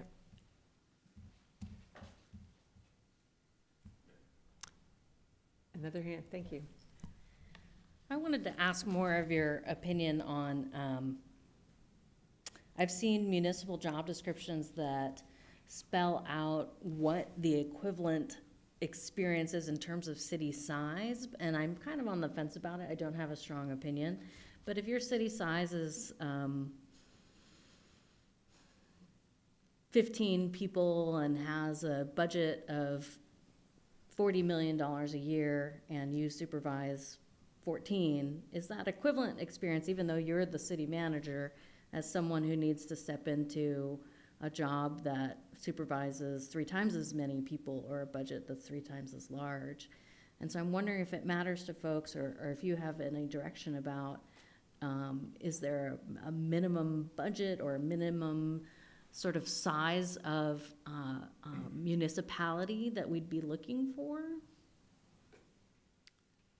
I think if we got to that level, my personal thought is that we'd be limiting sort of the candidate pool. And to me, I think if I was in your shoes, I would want to sort of vet that out through the interview process and their resume, right? Because I think there are some plus and minuses depending on, you know, if we were looking for a city manager, that maybe this was sort of a lateral movement. There may be some plus and minuses from someone coming from a city with 8,000, which probably means they wore a lot of hats, versus someone coming from a city with 300,000 where they had a staff of 10. So to me, I think you run the risk of getting too in the weeds. And really the goal is to accurately describe the job, what the requirements are, but not to limit ourselves in any potential candidates.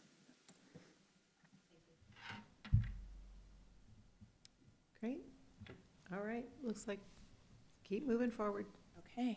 And so could you scroll down, Tara, to special requirements? So here's where I'll add about the ICMA or WMCA, whichever certification that's relevant for a city manager applicant. And I will give them a year to obtain that. And they can always come back and work with the council if that's, you know, if there's just a lot going on. Yeah, and then you guys could extend the time. But, you know, for now, we could just leave the job description that the expectation would be a year. So if there's nothing else, I think this concludes this portion of the discussion. Okay, Councilmember Harris. So is it not currently a requirement that the city manager reside within our great city? I believe that's in the ordinance, so that's, yeah. Code? I'm just throwing it out there, gang. Do we think that that should remain a requirement for employment? do. I believe it's in state law, but the council can waive it through a contract. And so I go back and forth on this. I honestly do not think that, I think there are strong arguments in either direction, frankly. And I can make some of them, but basically, you know, the majority of our employees do not live here, and in a very real sense, it gives one a sense of objectivity as to the city. I understand the arguments about, you know, soil, basically, but I also understand the idea of somebody who can see things from the outside, and, you know, they might find an easier time of it obtaining housing. Just throwing it out there. So I just, in other words, I'm also mindful. I watched that Citizens Advisory thing, and there was sort of a little thing that SGR said regarding the number of candidates we might attract. And I think it would be a shame if we, if we're talking about, you know, barriers, is that really a hill to die on? I'm just throwing it out there. It's not for me. Deputy Mayor Steinmetz? Yeah, I'm not, I think there are reasons in favor of that, but I don't think that that is an absolute deal breaker one way or another. And if we make it a requirement, and at least under the RCW, it's not, need not be a resident at the time of his or her employment unless residency is required by the council, is the way it reads. We can require it, but if we require somebody to move here, then we are putting ourselves on the hook for moving expenses and possibly housing expenses.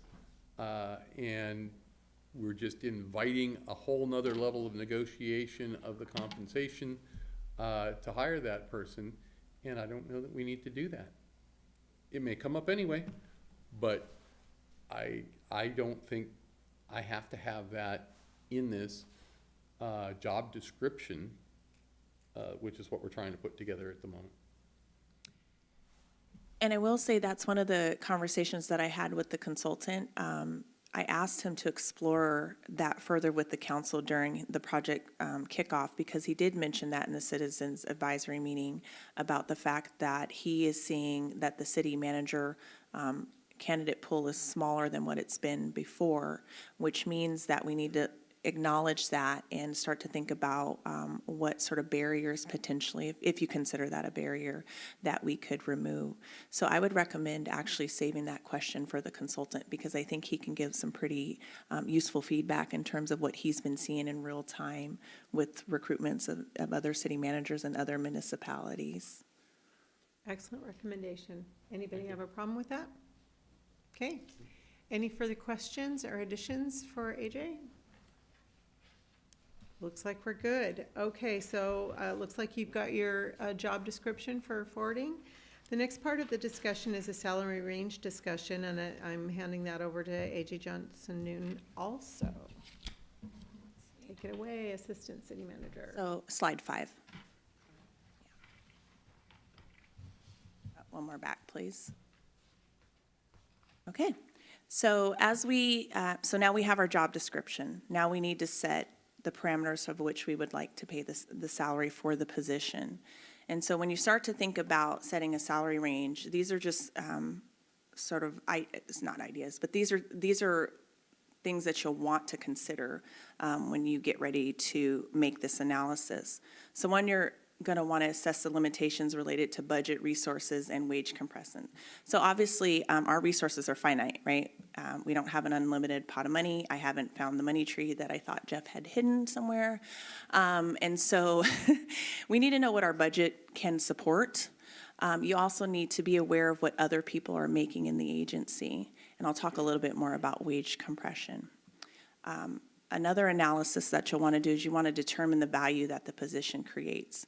So I talked to the finance director today just to confirm the numbers. And so essentially this position is going to be responsible for oversight of a $76.8 million annual operating fund and 106.8, I believe, of capital investment portfolio. Hopefully that sounds good. Here, let me look at my notes just to make sure I got that right. Oh, excuse me.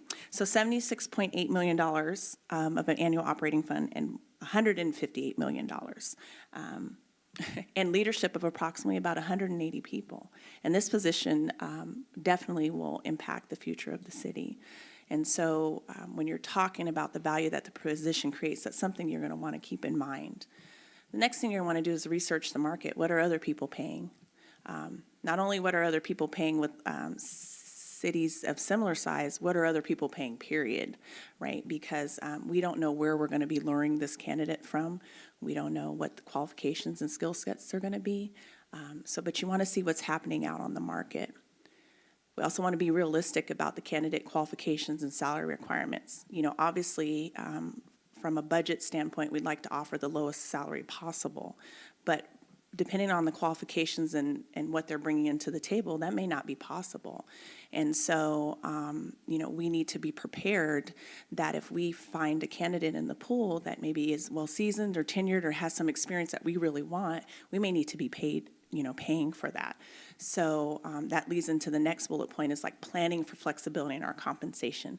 So it allows us to sort of adjust to the candidates that come before the council and be able to figure out an offer to basically get them to accept and bring them to our city.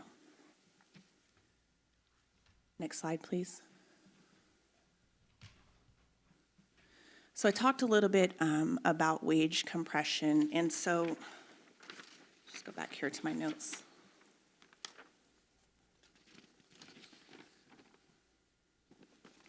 So essentially wage compression sort of defines the difference in salaries between positions that have a reporting relationship.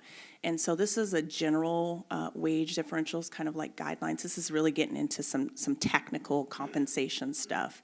So, but basically there's an association called Cabot Dell & Associates that does class and comp work or classification and compensation work throughout municipalities, which means that they review salary schedules and compensations of municipal positions and determine, you know, where they are in their market, right? And so these guidelines came from them. So basically what this is saying is that your department director, in this case the city manager, they would set the top salary, and then the positions under there, the differential should be about 15 to 20% less, and so on and so forth. So if you remember back when I was the last slide where I was talking about when you get ready to start looking at your salary range, one of the things you have to look at is wage compression. The responsibility that you have assigned to the city manager means that you wouldn't want to have a position that's lower than the city manager that's making more money than them. It just doesn't really make sense, right? So when we look at the position at the city that is the second highest paid salary grade, let me say that, it's the D43. And so we know that baseline for us, we need to be looking at entry level at 186,938 to 227,229. So essentially we need to be looking at least a differential of 15 to 20% from there if we were to follow the general guidelines. I know this is really technical, so if you have questions about that, I can stop. Okay. Question. I don't do math really well. That's why I went to law school. But do we know? Yeah, so as it sits today, if we don't make any change, it's roughly about 21% between the D43 grade and where the city manager position is, yeah, higher. Yeah, less. So this position's less, 21% less than the current city manager salary grade. Just to be specific, like M49, step 1?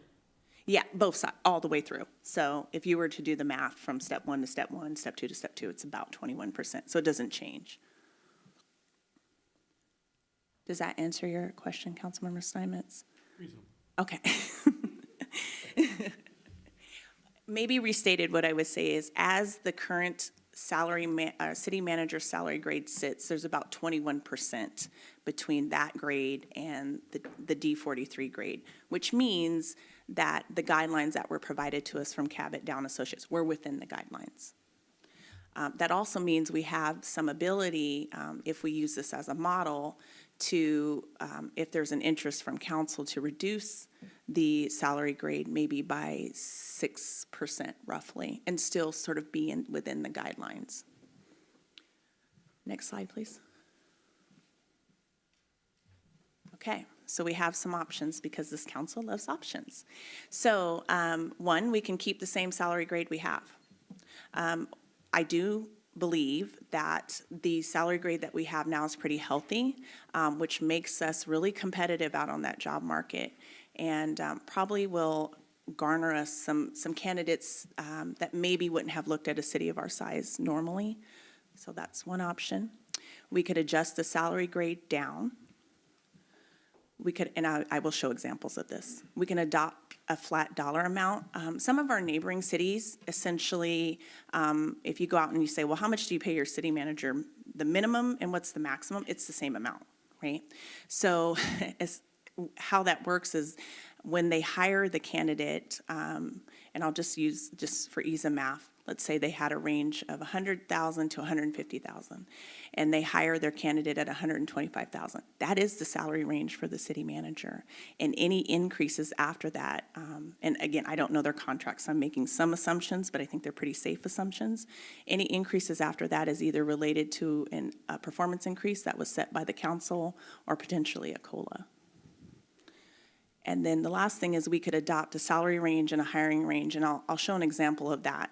So essentially you would say, here's our min and our maximum that this position could ever make. So this is at least the entry point into this salary grade, and this is the most we'd ever pay.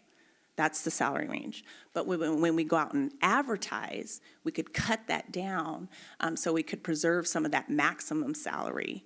And this will make more sense when I show the visual. So we could preserve some of that maximum salary in case we get that candidate that just, we just can't pass up for whatever reason.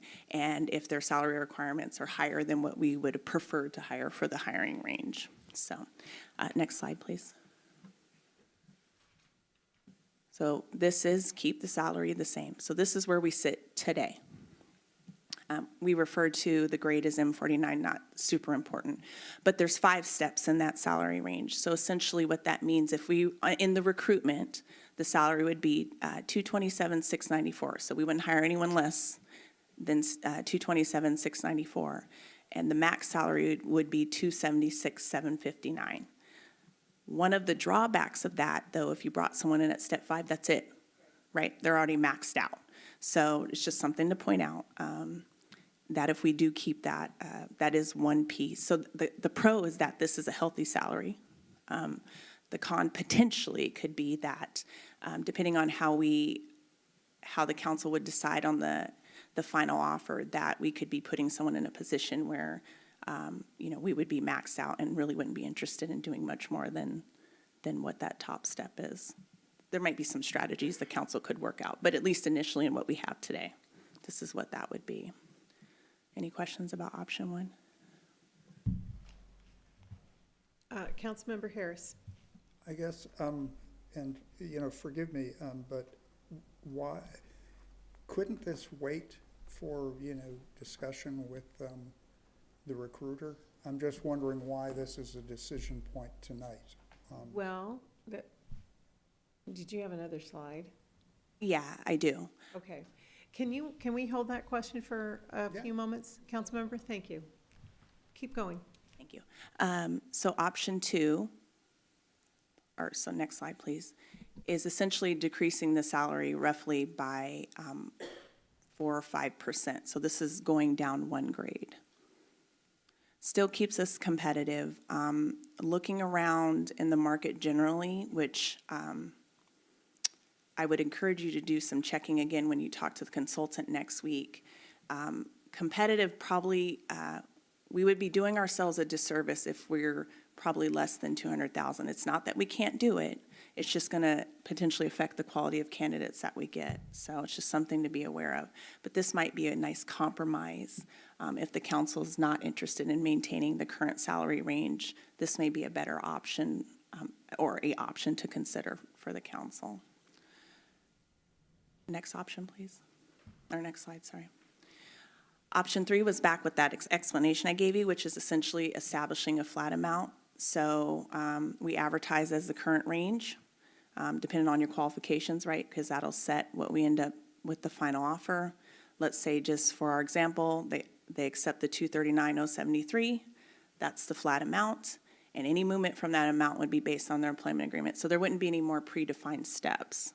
It's just that this is the salary, and the movement to increase their salary would be basically dealt with in their employment agreement. How the mechanism would work for their salary to increase would be dealt with in their employment agreement. Next slide, please.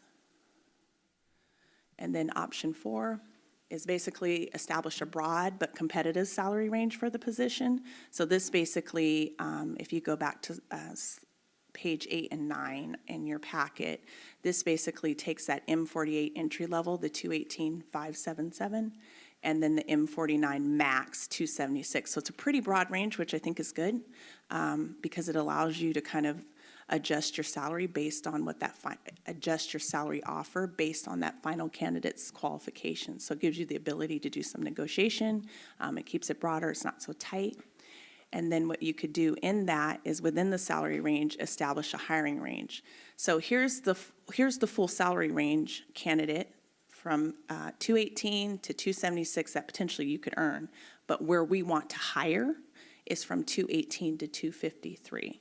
So it preserves those, whatever the difference is between 253 and 276, as either a negotiation tool, depending on the candidate, or potentially, if the council continues to do increases that they have in the past, it just defines out how high they can go. So next slide, please. So we're recommending option 4, and if you notice there's a but. One of the things that I would recommend is to, now you have data and you have some options. I think an important part of this conversation, again, is to talk to the consultant and sort of vet these options through real life. Now, the consultant may not be able to provide information in terms of, a salary study, what people are paying in your local jurisdictions and your comparable market and those types of things, but what they can tell us is what people are accepting. They can tell us what type of salary is getting movement and people interested in becoming city managers of cities. So to your point, Councilmember Harris, I don't think this is necessarily a decision for tonight. This is just information, I think, that I would keep in mind when you meet with the consultant next week and make that decision on April 11th. Is that it? That's your last slide now? Yeah. Do you have another slide? Did you say? That's it for the salary. That's a third segment to the conversation. So this segment of the conversation, the recommendation is option 4, but also to defer the final decision-making and discussion to interaction with SGR on April 11th. That's the recommendation. Does anybody have an opinion about that against? Okay, I've got 2 questions. I'll go with Councilmember Harris and then Deputy Mayor Steinmetz. My mind is like there's the policy goal, and then there's the market reality. My policy goal would be to get rid of the step system and COLAs and anything other than salary increases based on performance review. I think this is the one spot where that is appropriate. However, I'm also mindful that candidates will be researching us as much, if not more, than we're researching them. And my concern, and it may not be valid, but they will look at our website and they will see those 5 steps, and there will be an implicit contract that will be the deal that they will obtain. And that does not thrill me. I'm wondering if we're not basically setting up an expectation. But, maybe I'm thinking too much. the option for the salary range is very reasonable. That's where my mind is on the policy, and I wish that there was a way to lock that in, but maybe they're separate discussions, and I guess that's it. Thanks. Thank you. Deputy Mayor Steinmetz. Yeah, I can't even imagine making a decision without talking to the consultant at this point, so certainly you had a point? No, I'm sorry, go ahead. Okay. You know, so I don't even want to tell you even what I'm thinking yet, because I'm not. I want more data. But to the one point that Councilmember Harris had about us getting research, can we take those steps off the website? Yeah, that's what I was going to recommend. I will just make do sure that. that the city manager's salary schedule is not included on the website until we have decided, the council has provided direction on what that's going to be. I think that's an excellent idea. Excellent. Councilmember Oxiger. I was just asking, can you back up one slide? Yeah.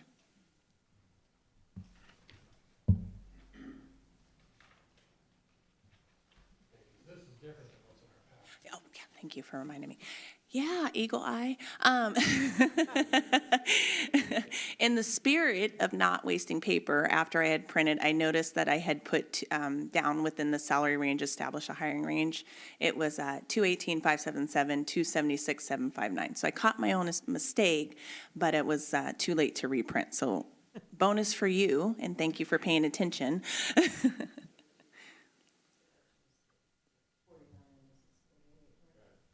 And we'll repost the corrected PowerPoint. I apologize. We try to avoid that as often as possible, but.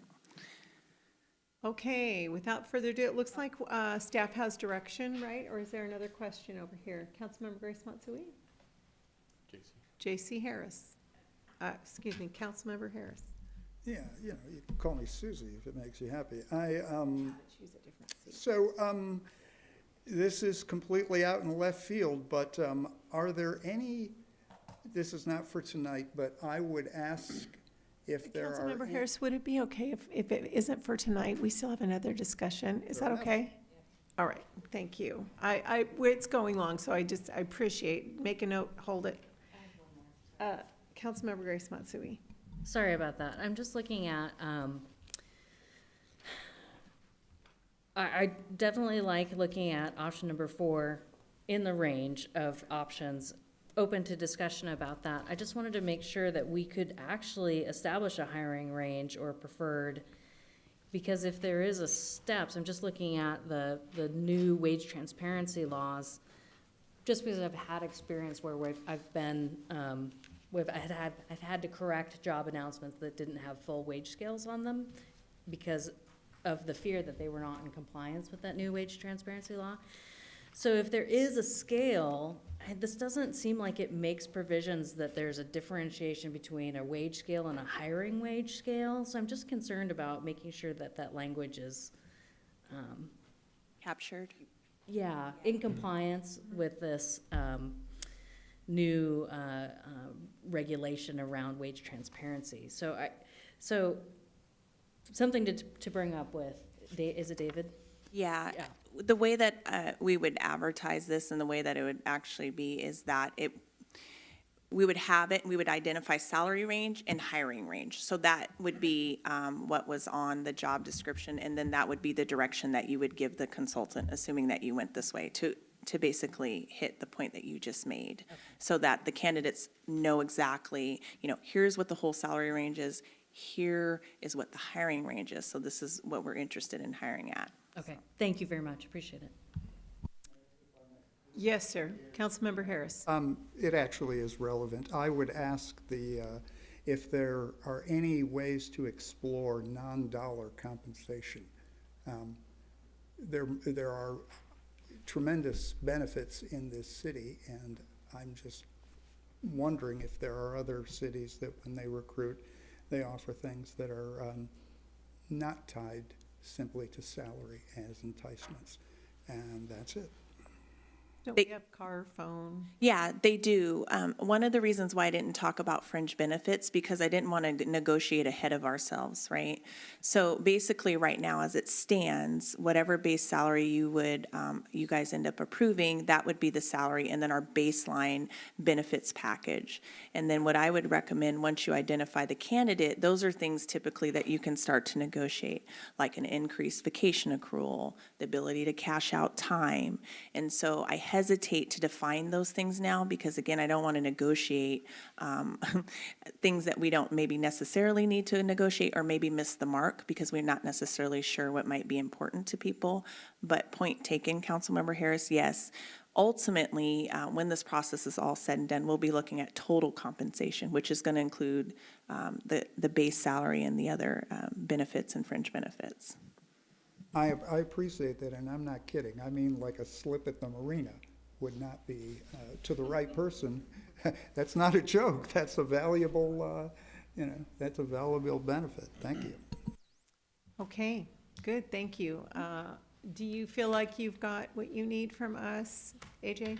Yeah, and so tomorrow when the packet is published, it'll have the correct numbers, thank you. And then I do encourage you guys, this is a discussion that I would be having with the consultant in terms of, here's where we're at. How does that look like if we were to give you that direction? What is your feel, what's happening in real time out on the market? Okay, good, and if you all have had your opportunity to get clarity, looks like? Okay, great, we'll move to the next section. Do you need to squat down, head, shoulders, knees, and toes over there, or are you good? Yep, I'm good. Okay, so this is in regard to a recommendation or some information about the possibility of forming an advisory committee, and AJ Johnson Newton, Assistant City Manager, is going to be giving us some information, some pros and cons, and hand it away to you.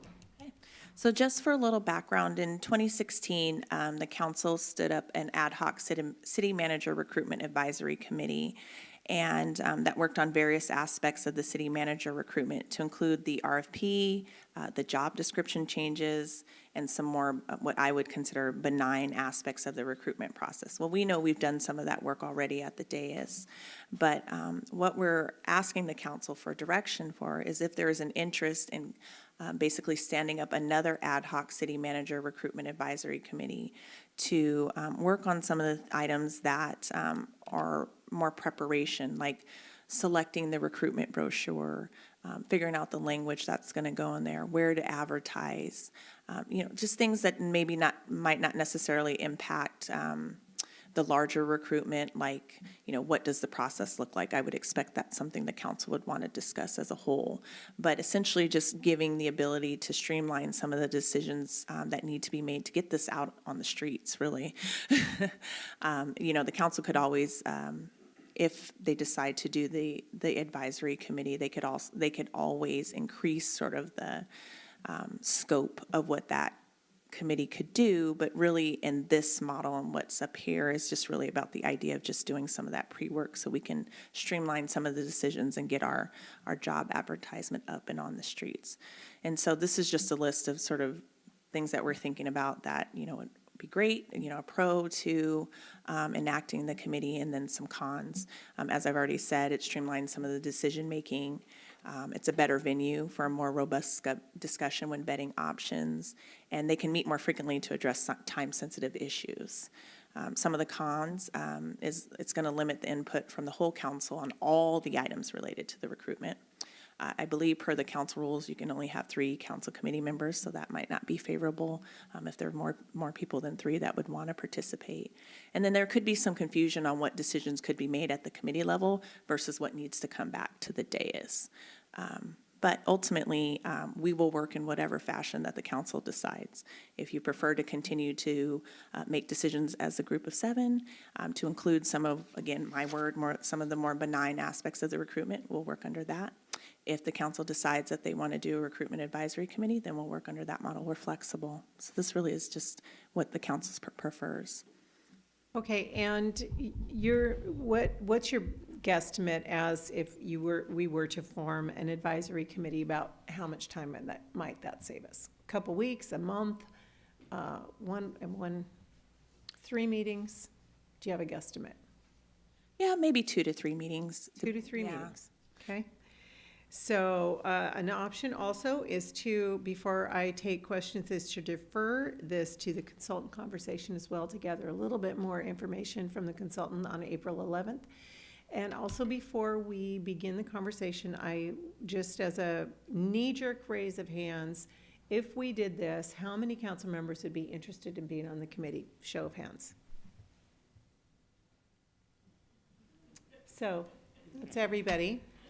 Just, okay, I know that some of you would give it up, but I wanted to gauge that interest. Okay.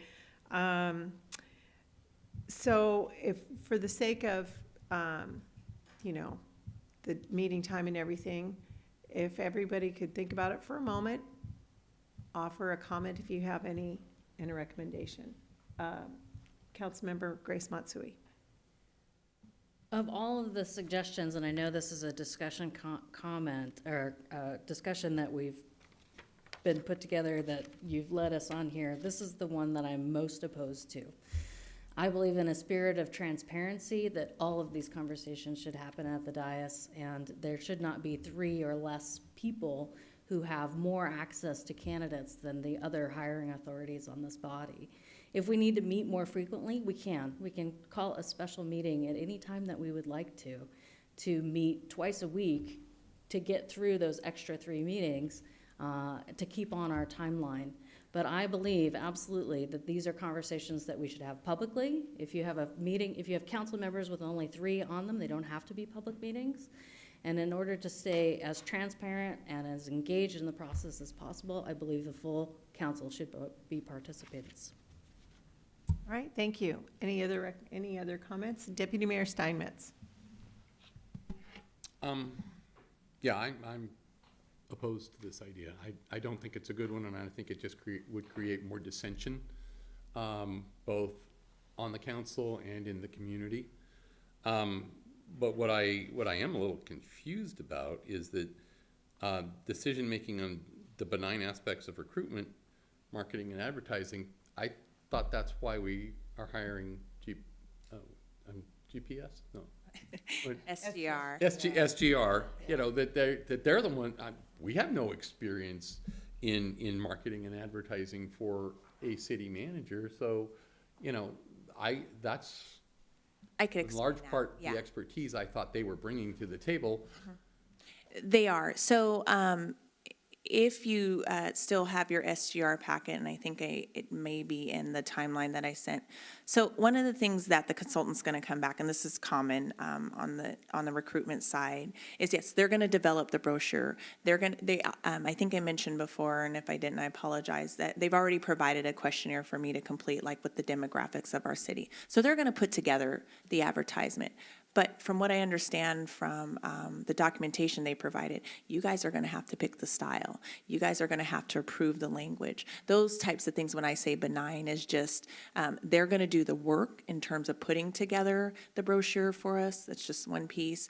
They're going to do the work in terms of giving us some ideas of where to advertise. Obviously, there will be some input from the council, and I can, support the council in that if there's places that I think that was missed and what SGR has. But essentially, it's like, what brochure do you want? What style do you want? But not the work. Yeah. They'll do the work. They'll actually put together the marketing. I mean, if they're putting together something that we're just gonna, somehow bless and say that looks fine, or nitpick it apart, we can do that. But I'm hoping that it'll be pretty straightforward for that kind of marketing, and, I'm perplexed that would go to some sort of an ad hoc committee, and I don't think it should. I think it should go in front of the council.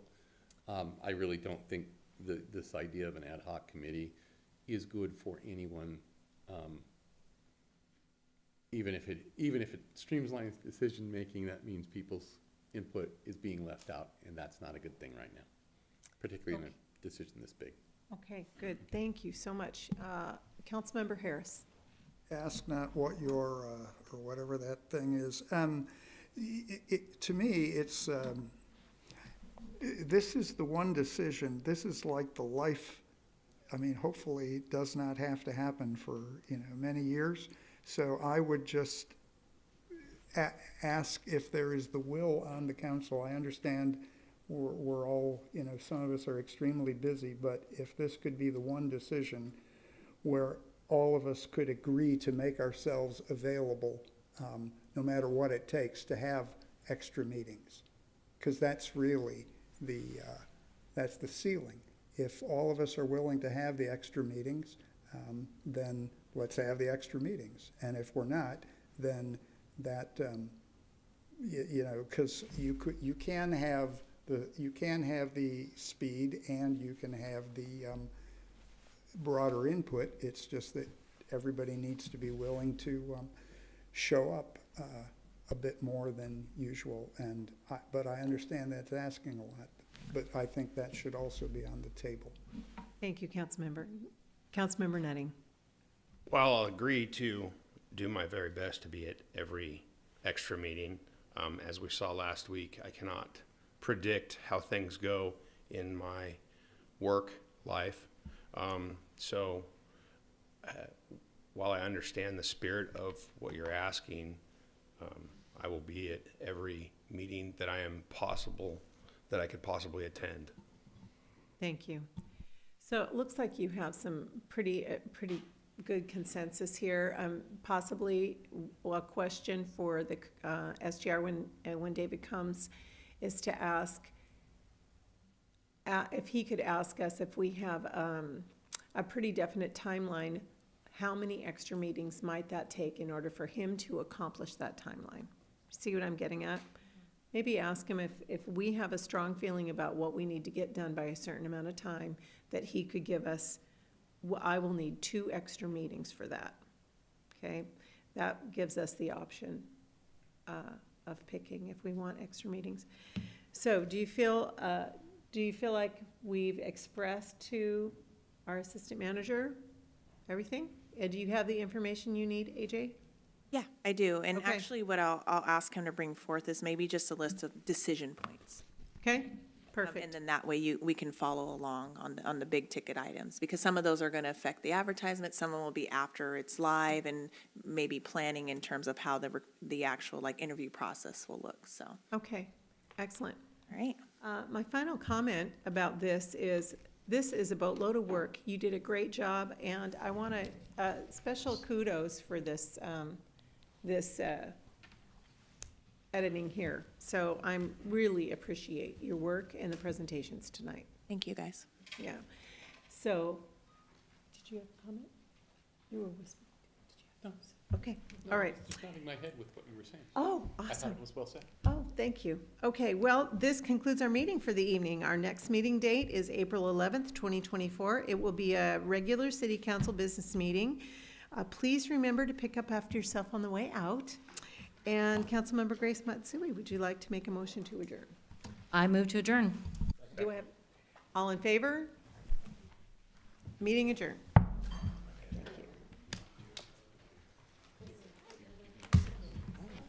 Oh, thanks, bud.